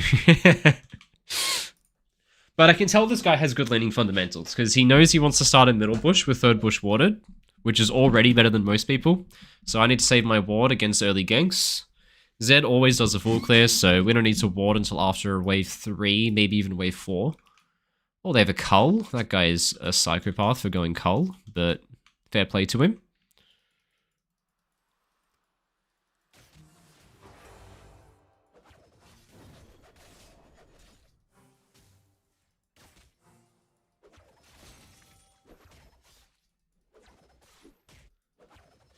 You should be autoing the wave though, Caitlyn.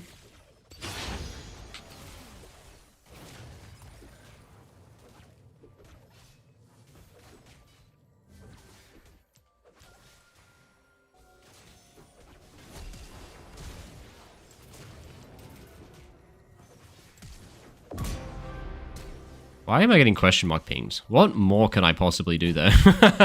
There's literally nothing my champion is more capable of doing in that situation than what it did.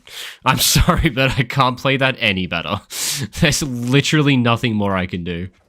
The fault he made is he didn't attack the wave enough. Like, we got lane start, he should literally press Caitlyn Q through the wave as it arrives.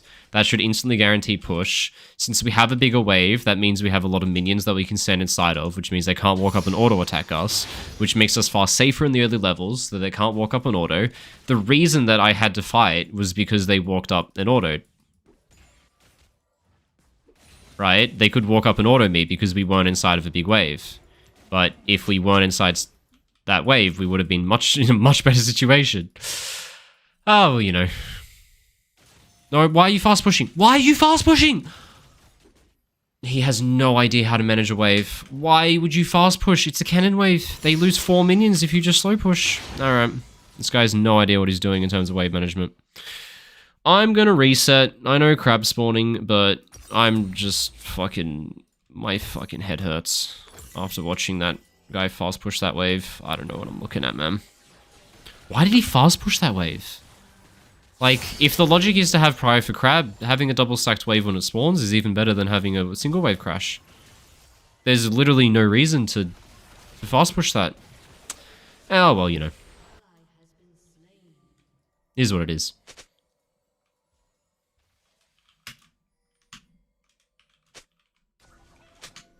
There are flash timers. Here's no flash. I'm Alistar. I'm rocking Hex Flash. If he walks up, he dies. Otherwise, he will base on a freeze, and I'll be very happy at that result if he bases on a freeze. Let's see what he does.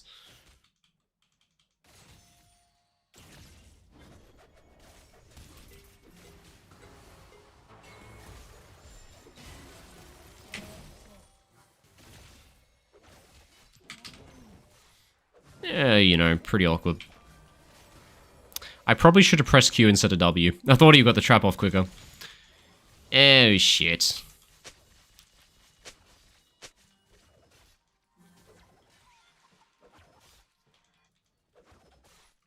Now,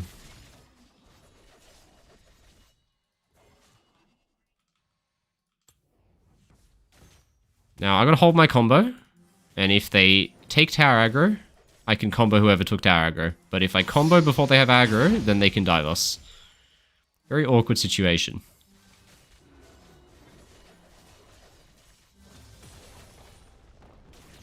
you should recall now, Caitlyn, because the situation will not improve until you recall, so you may as well do it now. Unless he's really close to a BF sword, which he actually might be.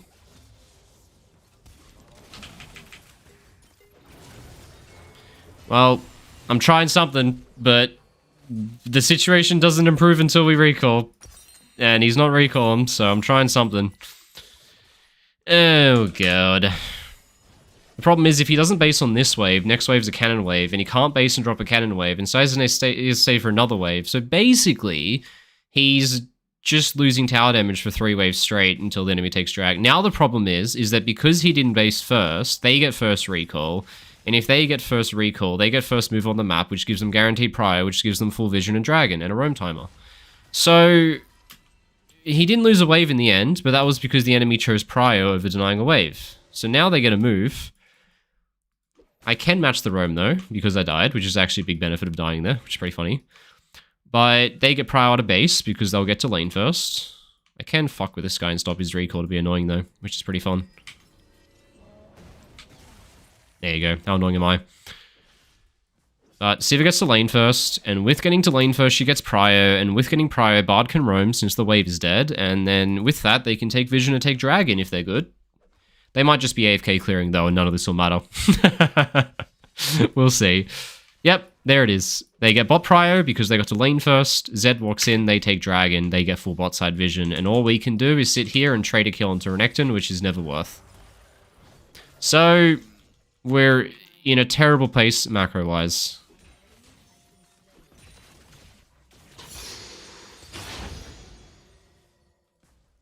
I got question mark pings because I didn't fight, but their jungler's on dragon and we're on weak side, so we don't want to fight.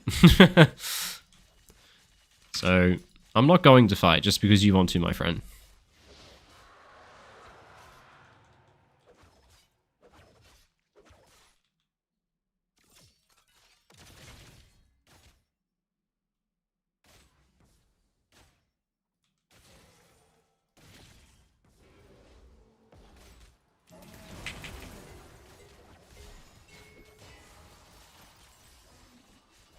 Why is this? I'm just gonna mute this guy because like he's at the point where like he will just question mark ping anything. He's searching for ammunition to flame with because he just has hit that point. Like I did a good play and he flamed me with a question mark ping.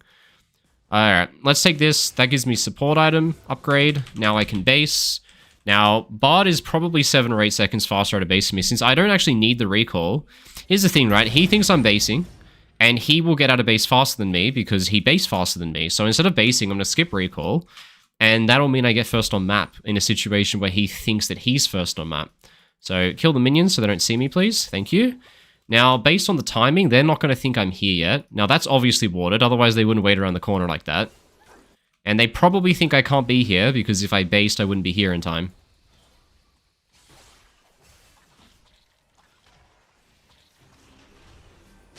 This is very awkward.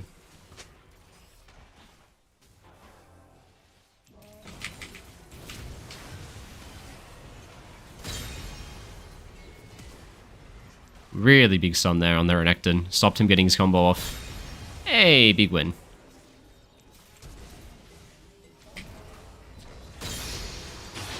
Take those. Pop an insta recall because the sequence is done. I could have comboed there, but the thing is that the reward of getting that is so big, it saves a guy's life and guarantees a kill. And when the reward's that big, you just take it, right? You just do what you gotta do to make them dead. And I think my W was pretty close to being off cooldown. It was like within a second, but it was coming up later than my Q, so I just wanted to make it happen. Fuck it, we take it. But hey, that was a pretty good one. We take those.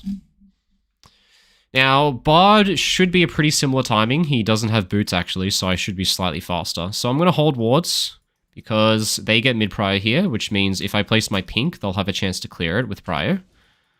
And if Caitlyn's basing, it means I don't need to go bot lane. There you go, so he's coming in. I'm going to let him do what he wants, because I can't defend my shit by myself, can I?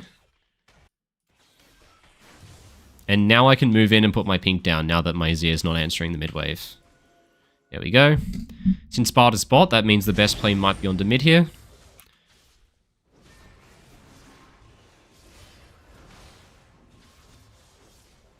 There's not much I can do, and I don't think... Oh, shit. Oh, shit. Are you okay, dude? You're okay? Now, Bard's here.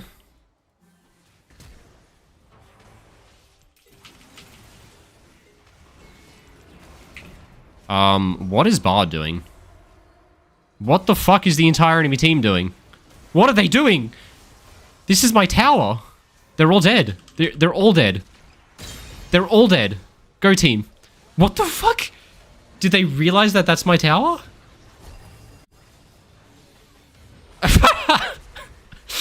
What the fuck? Dude, no one on either team knows what a tower does. The enemy doesn't know what a tower does. My teammates don't know what a tower does. Everyone is just walking into towers and dying. This is disgusting, guys. What am I looking at? Alright. Alright, this is a mess. This is a mess. Alright, moving on. So, he's placed 2 wards. They're not in this area, obviously. Their wards are obviously potentially here. If not here, then they're possibly were here, but they're otherwise in this area. That's where Bard has been in the last sequence. So I might be walking over a ward right now. I'm going to shift my pink over just to check. Honestly, this is pretty stupid what I'm doing. Yeah, I shouldn't be doing this. I fucking knew it. Why am I doing this? I literally said this is stupid what I'm doing. I shouldn't be doing it, and then I did it anyway. Alright, don't mind me. I'm just inting my whole health bar before a dragon. I gotta stop doing that, man. I used to do that all the time when I was playing pro. Just be like, I shouldn't do this. I'm gonna try anyway, and then I'll die, and then I'll be like, I obviously knew it was bad. Why did I do it? That's fine. I'll still get back. Slightly late, but still in time. Now, we should do this contest through mid. Come through mid. Come through mid. We are way stronger in mid, Master Yi. Don't go through the Caitlyn who has no item. Go through the Azir who has a completed item, right? Always contest with the guy who's stronger.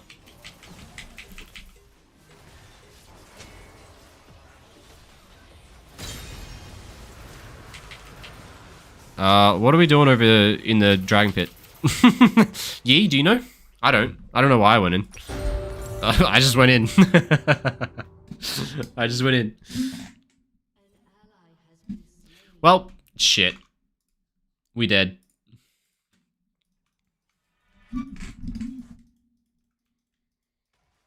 Alright, run it back yet again.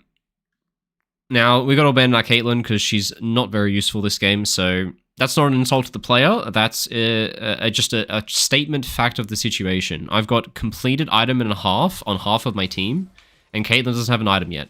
So playing towards Caitlyn is just a massive deficit compared to playing towards other members of my team who are just far stronger and are just going to be better to play around, right?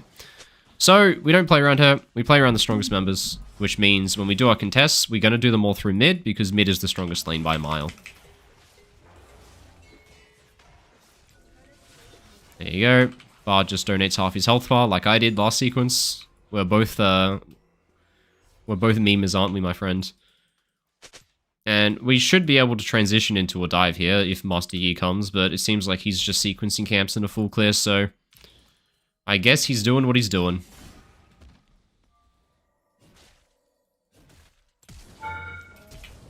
Oh, we swapped places. How about that?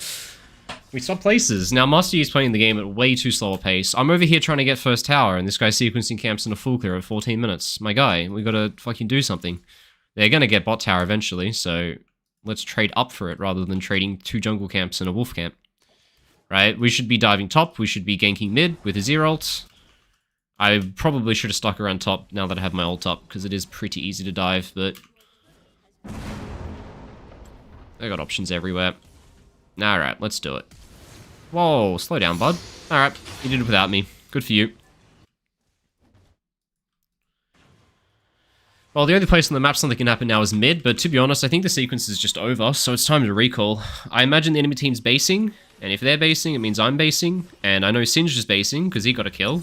So I'm not going to stick around with Master Yi when the entire rest of my team's fed. As always, guys, you make a sequence of events of who is the strongest, right? The clear 2 strongest members are these 2.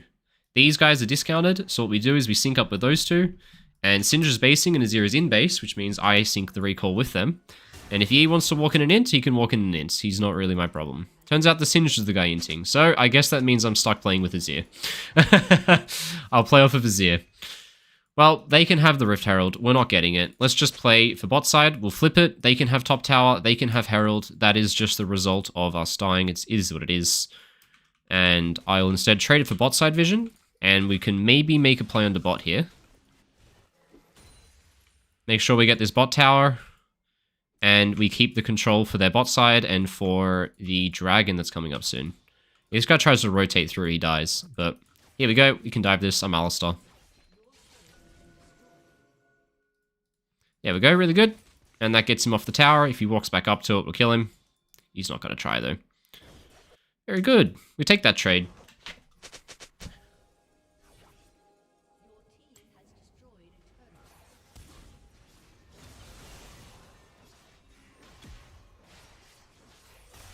No one walked up.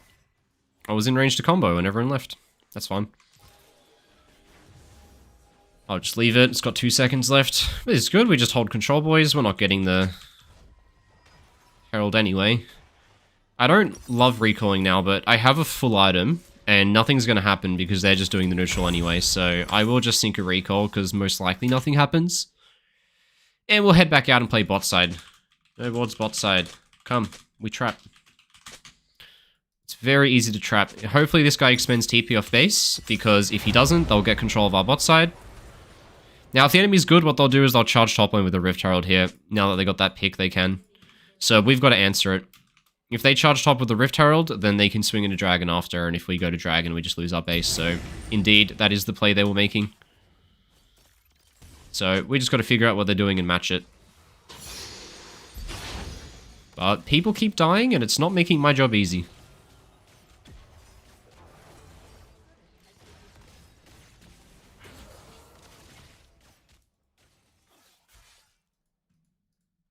Singed has the right idea. We got someone on board. Oh, look at this.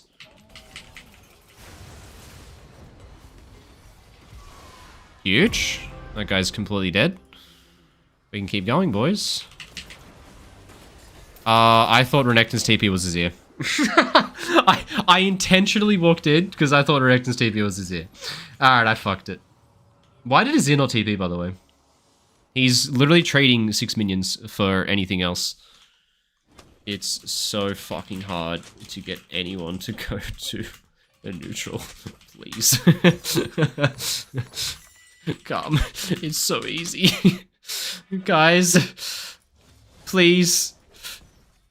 I'm giving full vision on every neutral, and I'm setting traps, and we're getting picks, and then the enemy just gets it anyway. Because we're just split pushing top lane, even though we're 45 seconds away from actually touching their tower. I'll never understand why people do that, man. I can make a million guides, but you're not actually split pushing unless you're hitting a tower when the objective spawns, right?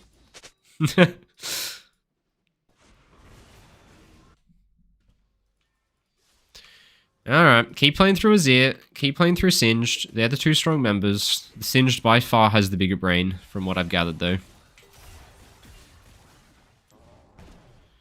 I'm struggling, man. Like, I'm struggling. On Struggle Street. This is a pretty awkward moment where we've just kind of got to wait to push out.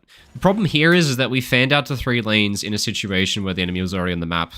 If you fan out to 3 lanes when the enemy's already on the map, of course you get caught. You're spread thin across the whole map, right? It's pretty fucking obvious at that point. So this guy just gets caught for free because we didn't group up out of base in order to get vision, which is what I was trying to do. And now we're running fucking 3 top when they were Rift Herald. Guys, please. I'm literally on Struggle Street right now.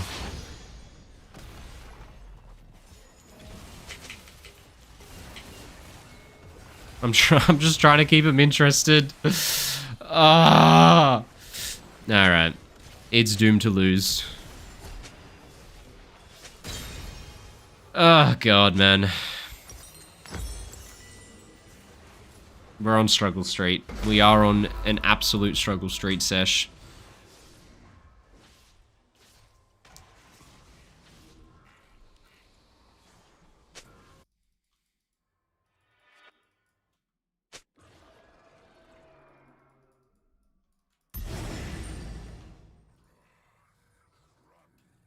Well, they've got full bot side vision if he held on wards. I didn't check, actually.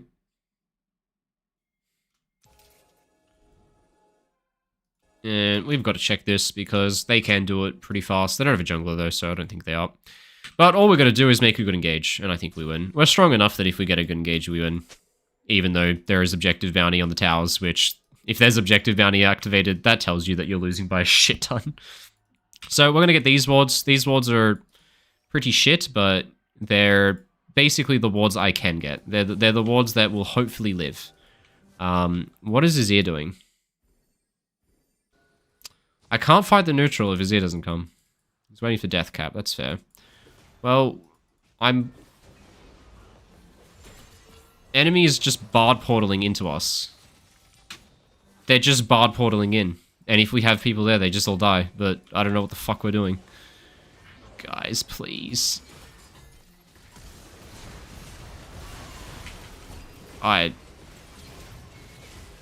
There's just nothing to do, man.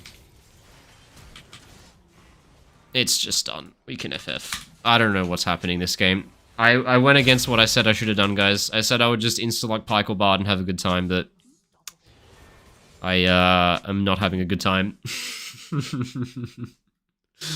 God freaking damn it. What's killing me is that people just keep going opposite the objective this game, which it hasn't been a normal occurrence that I've had for about a year. But randomly, the last 2 weeks, every fucking game I play, people just run away from objectives. It's like something's gone wrong. It's like I dropped 10 divisions or something when I didn't. I don't know what's up with that, but people are allergic to the very simple game of go to the objective. Fucking hell, man. Terrible comp, TBH. Look, it's not great. It's not great, by any means. It's not the worst. There's always been such thing as the worst comp. It does exist. I don't even know what to do. The only thing to do is play through side lane. So we've got to play through side, we've got to play fast. We've got to make a pick through the Azir before the enemy groups up, because if they group up, we lose. The only problem is, Azir is where the last fight happened, which means they have full vision here. So, we've got to work with it. Now, Master Yi is walking top lane when Dragon's up in 30 seconds. Not sure what that's about. But I'm just going to dodge the vision I know they have. I'm going to hope they don't have a ward in the tribush. And hopefully make a pick with Azir, because what the fuck else am I supposed to do? It's literally the only play I can make on the map.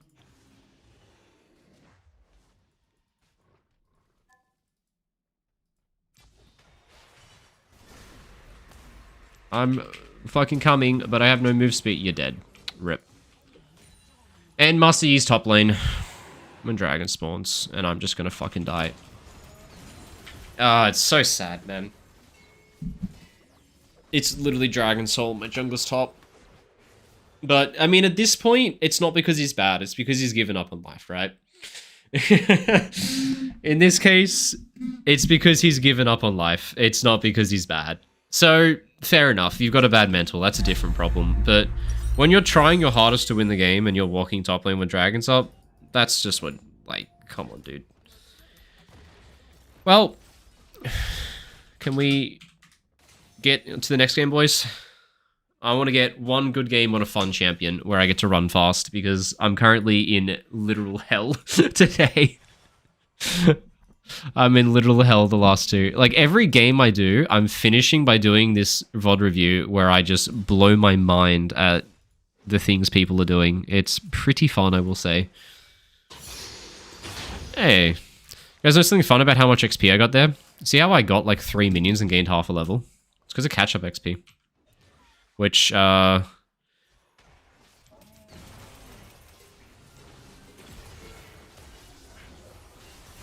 look, nothing I do fucking matters at this point. I'm just ruining my KDA by trying to play the game. But yeah, I got a video coming out this weekend, and one of the big parts I talk about is how catch-up XP works, and holy fucking shit, I already knew how catch-up XP worked, but after researching it for the video, I'm even more mind-blown than what I was. And I was already mind-blown. Get my education leveled up with you? Hey, thanks, ma'am.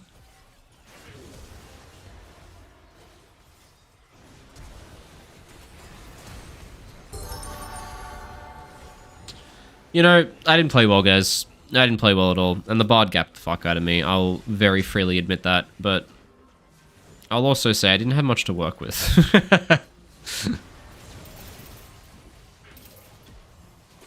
I just can't fucking do anything, man.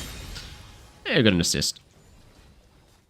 Just let them end, man. I don't want to kill them and then make the game drag on another 5 minutes. Just let them end. Save the KDA. Nice. Your team was trolling? I don't know, man. I didn't do that well also, but there was some trolling from all members all around. I would say the Singe can get an honor because he was nice. He was trying his hardest. And that's all I asked, really. People try their hardest. And do the basics, you know. Can I do a support tier list? No. I think that's a bait. I think it's a bait. Right? Look, I'm not going to give an accurate tier list. It's not possible because I'm not playing as much as I used to, right? When I was playing pro, I was playing 15 games a day. I was watching VODs for every major region. I was playing scrims against the best teams in the world. And so, of course, I would lock in pretty quickly what the meta is. These days, I don't have as good a grasp on like what the meta is to that level. And so I'm definitely not the best person to make a meta tier list, but I hate the concept of a meta tier list because it's so useful for like 1,000 people in the world. And then if you're not literally 1500 LP challenger, there's literally no point having a meta tier list. It's like any effort you put into looking up that stuff, just put into getting better at the game because it accounts for such a small percentage, right? When you're a pro player, you're trying to squeeze out the smallest bits, but anyway, you need to clean up your desktop. Yeah, I know. I actually will clean it up after this stream because it's a mess when I make videos because I just save everything onto the desktop, but I just finished a video, so I have no excuse. I warned you. But anyway, I'm going to play a Go Fast champ. A Go Fast Have Fun champ. We're gonna squeeze out one more game and see how it goes, but what's crazy is that I've played 3 games, I've won 2, I hard carried in both of them, yet I feel terrible. Like, the games are just... I'm fine with games being low quality, but I'm not fine with them being low quality to, like, just such atrocious basics. Like, it's very obvious that you should run top when Atakan's up, right? But it keeps happening. That's just... doesn't even allow me to play my role when people do that. Like, every sequence I've played today has just involved me running to an objective, prepping full vision, and then watching my team run to the other side of the map. Every sequence. Without fail. They're all the same. So, let's just fucking do this.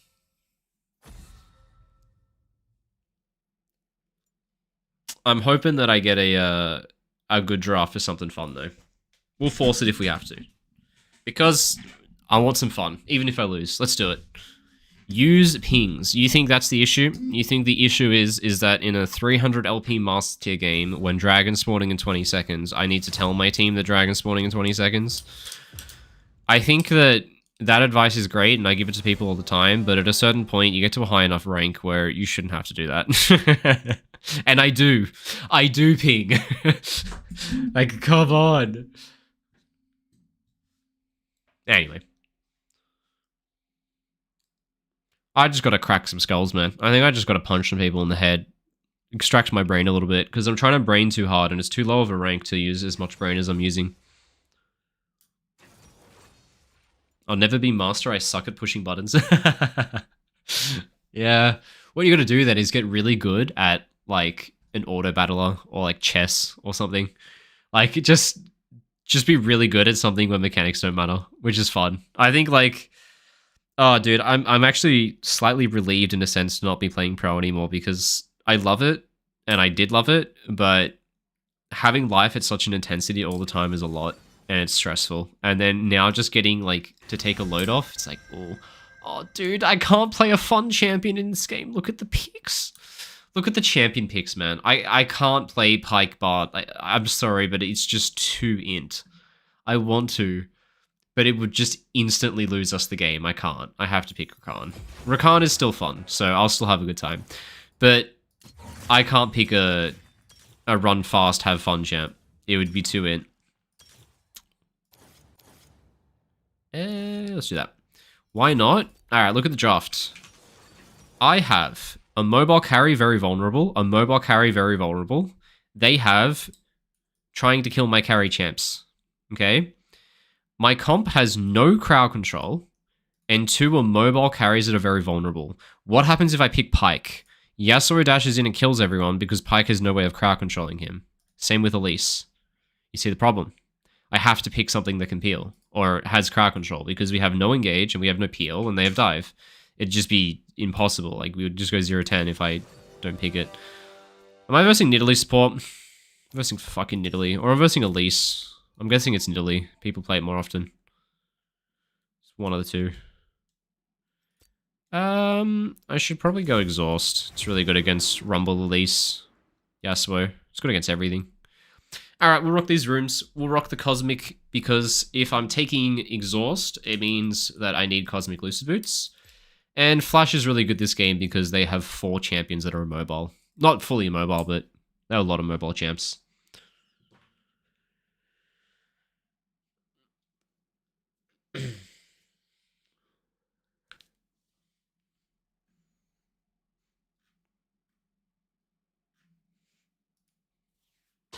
It's Elise support.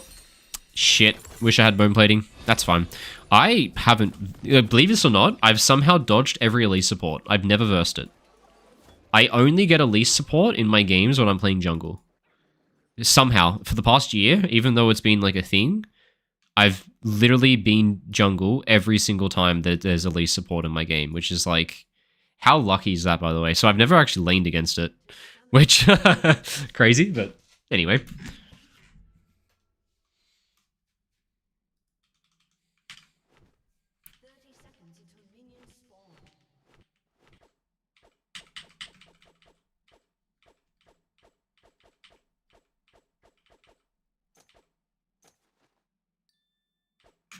Like emote spam.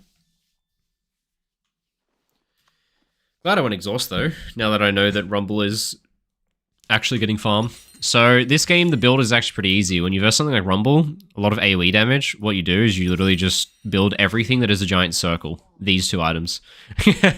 Locket Redemption. And every time Rumble ults, you just drop Locket Redemption and you just negate his whole ult and heal your team and shield your team for like 1500.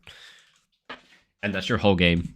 And since I'm doing Cosmic Insight and reducing some item haste, works well. I'm doing the press a lot of buttons build.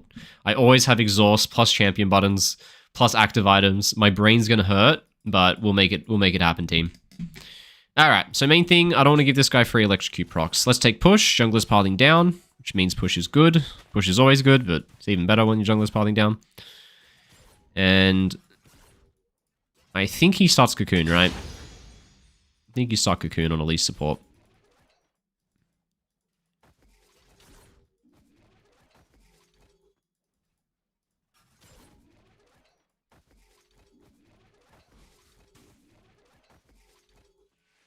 Very good.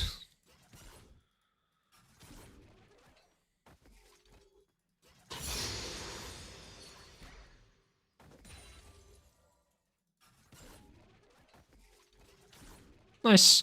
And I'm going to go drop a deep ward. We don't know where Rumble started, so what this deep ward's going to do is it's going to tell us where he started. So I'm going to go all the way in toward his golems. Okay. Jungle top to bot.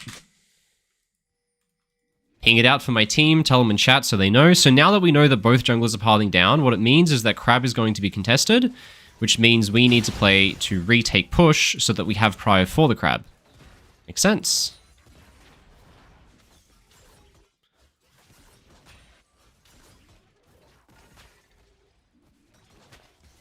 Now, I don't want to leave the lane right now as the wave enters because we need to re-establish push. Oh. I'm guessing... Yeah, there's a ward right there. So I'm going to ward try as well. Just because we know both junglers are coming, I'm willing to commit a lot for this. And I'm going to play to the top side of the lane so that I'm always first rotate for anything in the river.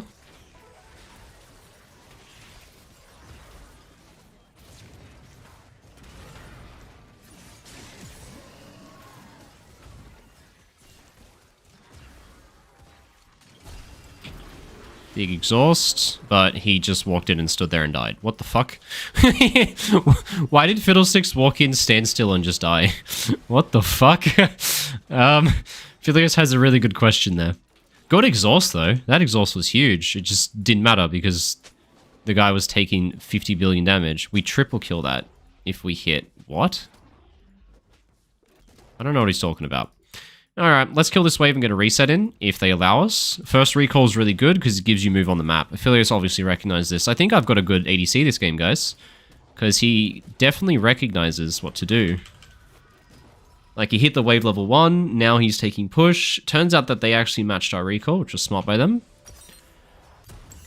I'm going to buy Ruby Crystal just because it's elite support.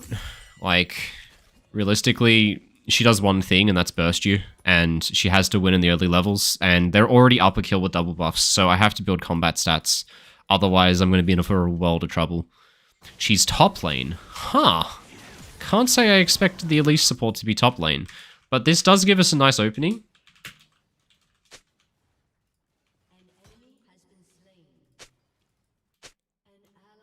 I don't know if this guy has flash, but if he doesn't, we might be able to get these double buffs back, which would be a fucking blessing.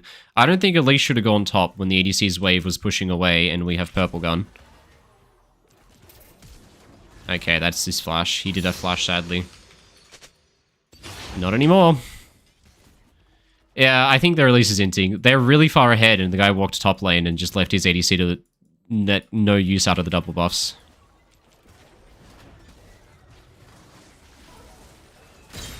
And now we got the double buff transfer because this guy was silly enough to walk top lane when his ADC has double buffs and a bouncing wave. Jesus Christ.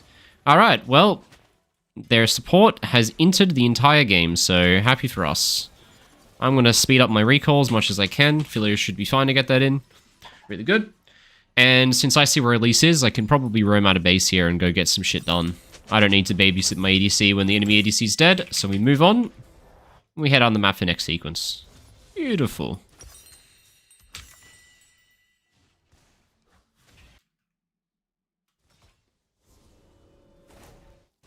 Oh no!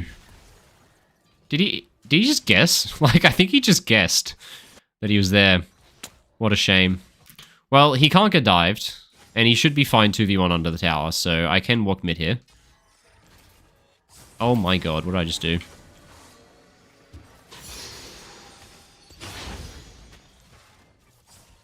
Alright. Well, that wasn't my proudest moment, boys. No one saw that. Everyone avert your eyes. And if Aphelios is going to base, I'm going to come soak XP. Get back Zed, because Elise is there. Oh, this guy is all by himself. He does have a ward, though. Now, I know he has no flash this time around. I don't have to ask. The only thing is their jungler's definitely in the area. It's no doubt in my mind.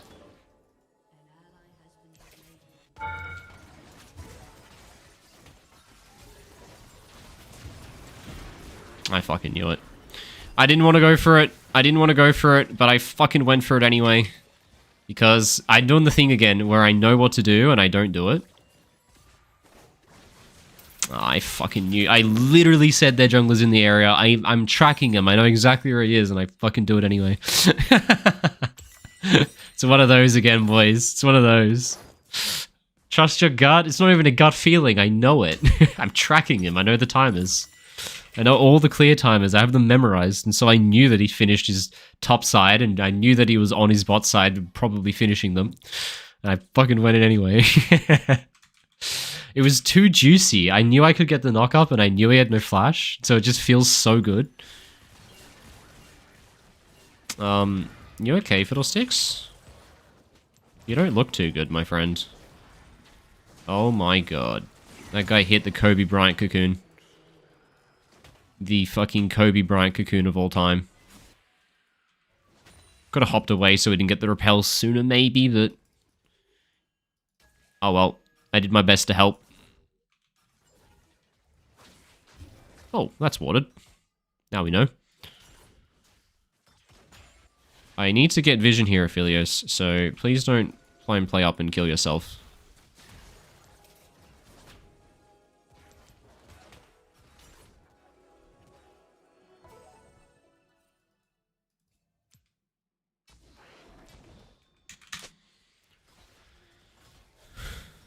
No flash.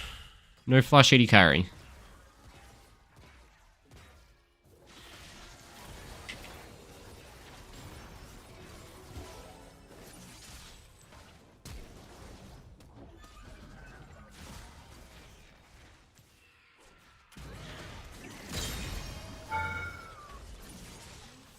Get him, boys. Good try. Alright, well, I'm not doing it perfect, but I'm not doing it too bad. And my Philios is really fucking good for once. Hell yeah. Alright, I'm ditching a lot of XP to speed up this recall, but I think it's worth it to do. Because if I don't, this guy's going to outroam me. So I'm really sad to lose this XP, especially since it's probably going to give me level 6. But I have to, just because this is a really important sequence for Vision. Dragon's up. Everyone's looking at it. If I delay my recall, Elise gets on map first and she gets there. So like at this point, I'm like 5 seconds faster than her to contest the territory. Holy shit, this guy's a genius.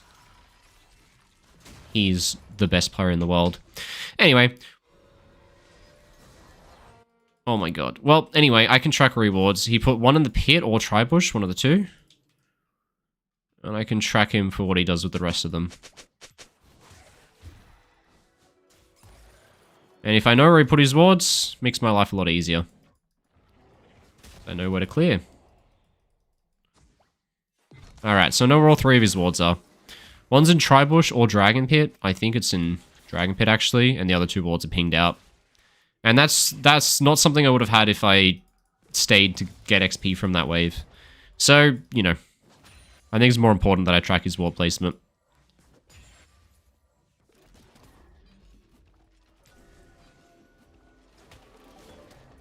Don't need to sweep that because he has no wards. Let's get XP for my 6 here.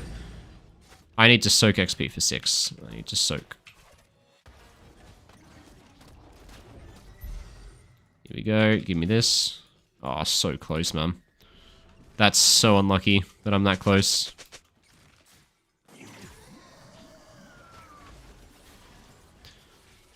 Now, they have no wards here. Let's see if he ints. Oh, he based.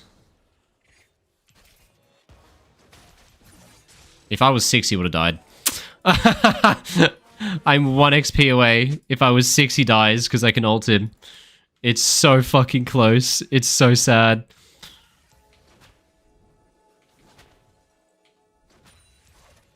There we go. We got it. I soaked it. We got there in the end, boys. It took some time. It took some effort. We got the level 6 finally. Happy fucking days. I just hover him while he gets this wave. And then we just play out this dragon. Now, the key is to turn quickly if they do come. If they do, I will be flashing in, but looks like they might not be coming.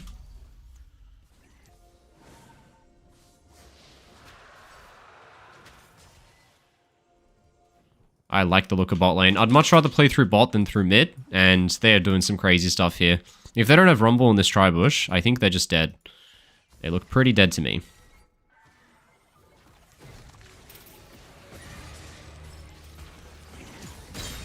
Yeah, we'll take that. We'll take it, and then we just keep going. Why stop there? Why stop there?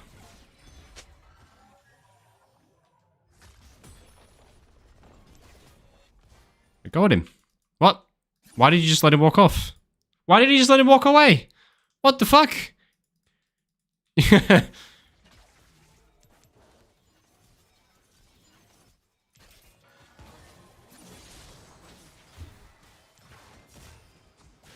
But in the background, we're just taking turret plates this whole time, baby. It's working.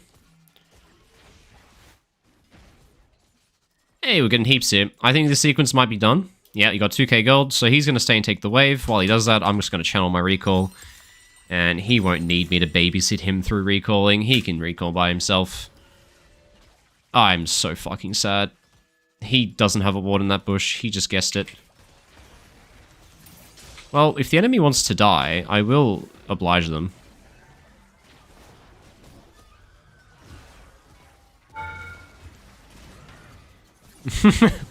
This is just a mess, guys. I just want to recall. I've been wanting to recall for a while now.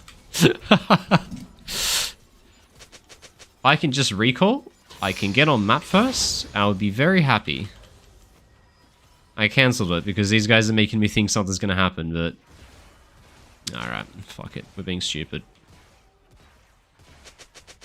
Why are we still here? Why are we still... We have a massive advantage by just recalling, and these guys are debating me to cancel my recall over and over. Even though we get a huge advantage by just recalling and getting on map first. Oh my god. That's alright. We got there in the end, boys. Now... There is a Rift Herald coming, but I don't want to play topside. Yeah, the best option is to put Aphelios mid so we can do it. That's what I want to hear, boys. That's what I want to hear. Alright, put Aphelios mid so I can actually play it. I'm happy.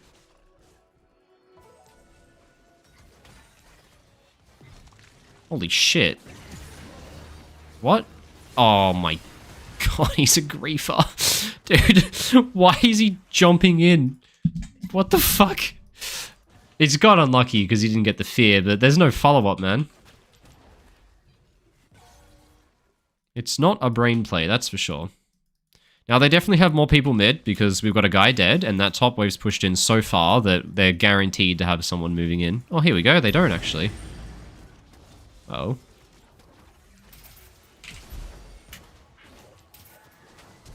Oh. There's no flash, Aphelios. You just have to follow. Aphelios! They're not here! He's alone! Oh my god, dude. We kill both of them, but this guy just can't figure out how to get a... Ah, shit. Good try. This is where we need voice chat. I don't want voice chat in League, but that's the moment where you need voice chat, because he should have been able to follow up on that engage, but... He didn't know it was coming. What? That hit me? Ah, he's so good.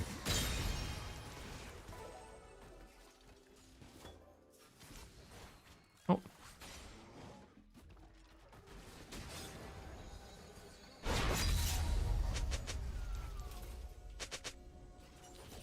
Okay. I'm gonna channel recall. Try and align my recall with the spawn timer of the dragon, just because I know that we can't do anything right now without ults up. And I also know that we can't do the dragon contest without wards. So this is something that in lower ranks I would never tell you to do, because I'm leaving my team unattended on the map, and so of course I'm missing something. But usually in higher ranks you don't miss something because people are chill, but apparently not this game. Alright, dragon in 25 seconds. My jungler's top, my ADC's recalling. Right on cue, boys. This is what I'm used to seeing. If we don't all run to this dragon, and if we don't Cassio TP, I'm gonna have a mental breakdown.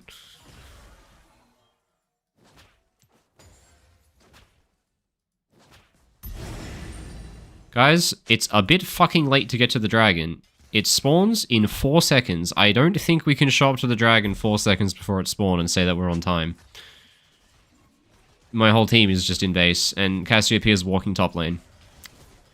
It's happening again, chat. It's happening again. Of course we face check and die.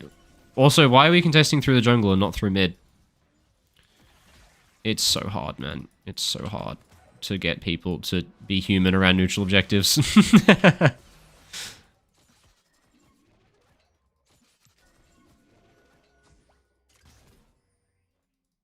Well, what we do is we play for this.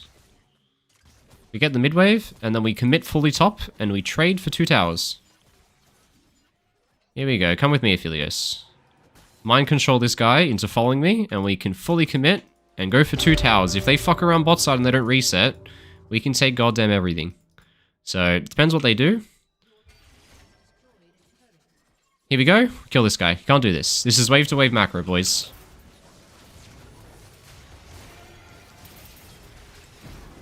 I have to exhaust because he's got too much fucking move speed. Exhausting for a slow feels so bad. You don't want to be using exhaust for a slow. Here I am doing it like a fucking peasant.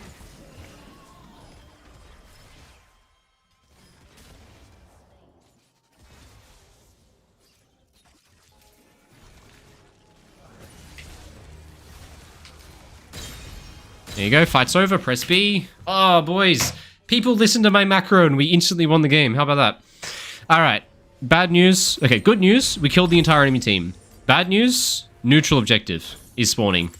It's not looking good, boys. There's an Atacon in a minute 20. We know what's going to happen. We know what's going to happen here. Alright, the good news is my team's going to reset soon, and they're not going to be super late to the objective. And because I can see 2 dead enemies and 2 in their base, I can sprint my pretty little booty right in here, and I can dump some wards. Now, the thing is, I don't want to place all my wards this deep, because this is too deep for the contest that we're actually doing. Now, they're responding to top. We are faster on next sequence, so I can just ignore everything and go full into bot side here. And just play with Cassio. So everyone who is on the map right now is actually not on the map. This is a bait. No one has recalled. I don't know why they're on the map anymore. Because the last sequence, watch what Aphelios buys. He's literally going to spend 2.5k gold. Watch this shit. Once he figures out how to buy. Cassio is the only member of my team who was actually recalled. Once this guy figures out how to buy items, he'll show a lot of money. Here we go, look here.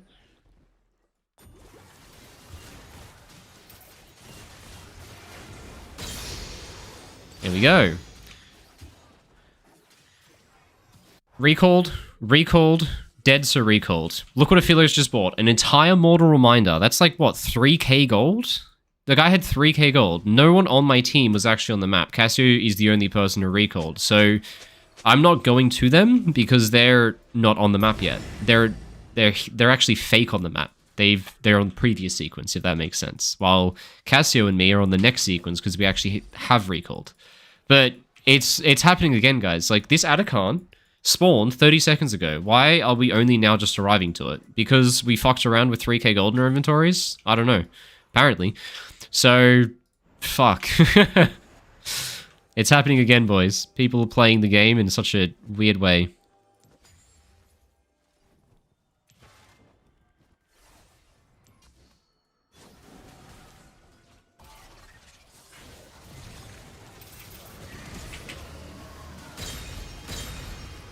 Hey, we take those.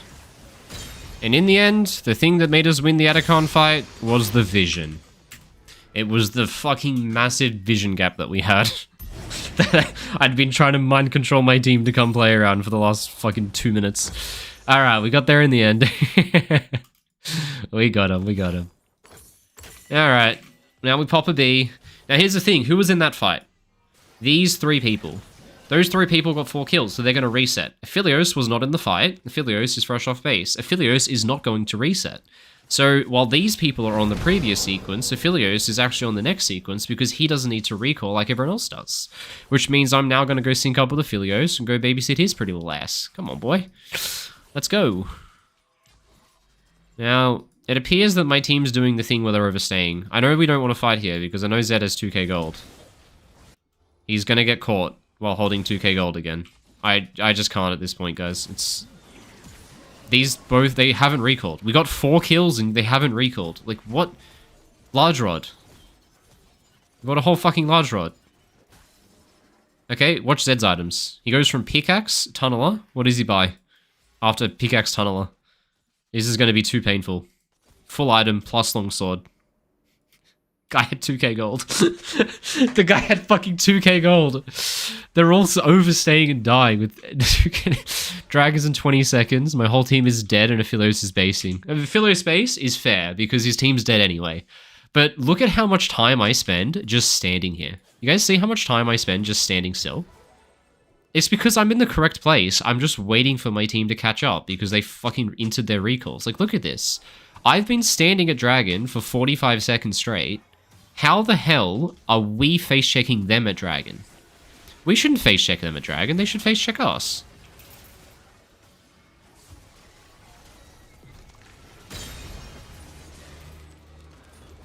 We win anyway because of the gold lead, but fucking hell, boys. We shouldn't have to face-check into the enemy team who gets to a neutral before us when I've been sitting at the neutral for 30 seconds. It's happening every sequence. Watch it happen again. I'm going to dump a recall. I'm going to walk out of base to Baron. I'm going to prep wards on the Baron area, and my team's going to overstay to take this tower and then be second on map, and all my wards will die if I place them. I promise you. That's why I'm holding my wards every sequence, is because my teammates keep delaying their recalls. Alright. Out we go. First on map. Because I'm first on map, I can sprint straight on in, ward everything, do whatever I want. My team still hasn't recalled. Honestly, at this point, we're so far ahead that we can do things like this. And I'm not exactly missing anything, because A reset quickly. At this point, we're so far ahead that even while holding 6k gold, we win a team fight anyway. So we can just skip recall and all play like psychos. Doesn't make it smart though. But in previous sequences where we weren't this far ahead, it was obviously a bad play. But at this point, it doesn't matter. We're too far ahead, so we just win. Good job, boys.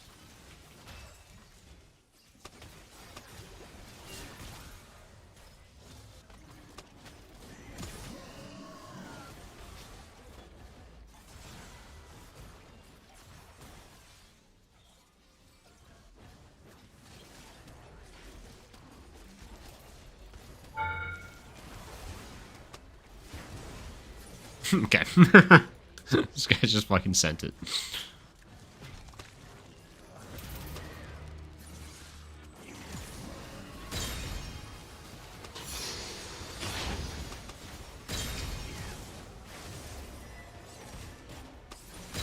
Hey, we take those. Alright, and it's the enemy team is having a mental breakdown. Oh, I told you this Aphelios was good. Is he going to drop a Penta? I tell you what, it's refreshing to have a good ADC, finally. Like, I could do so much, but... Dude, every sequence this game, same thing. Like, it's just painful.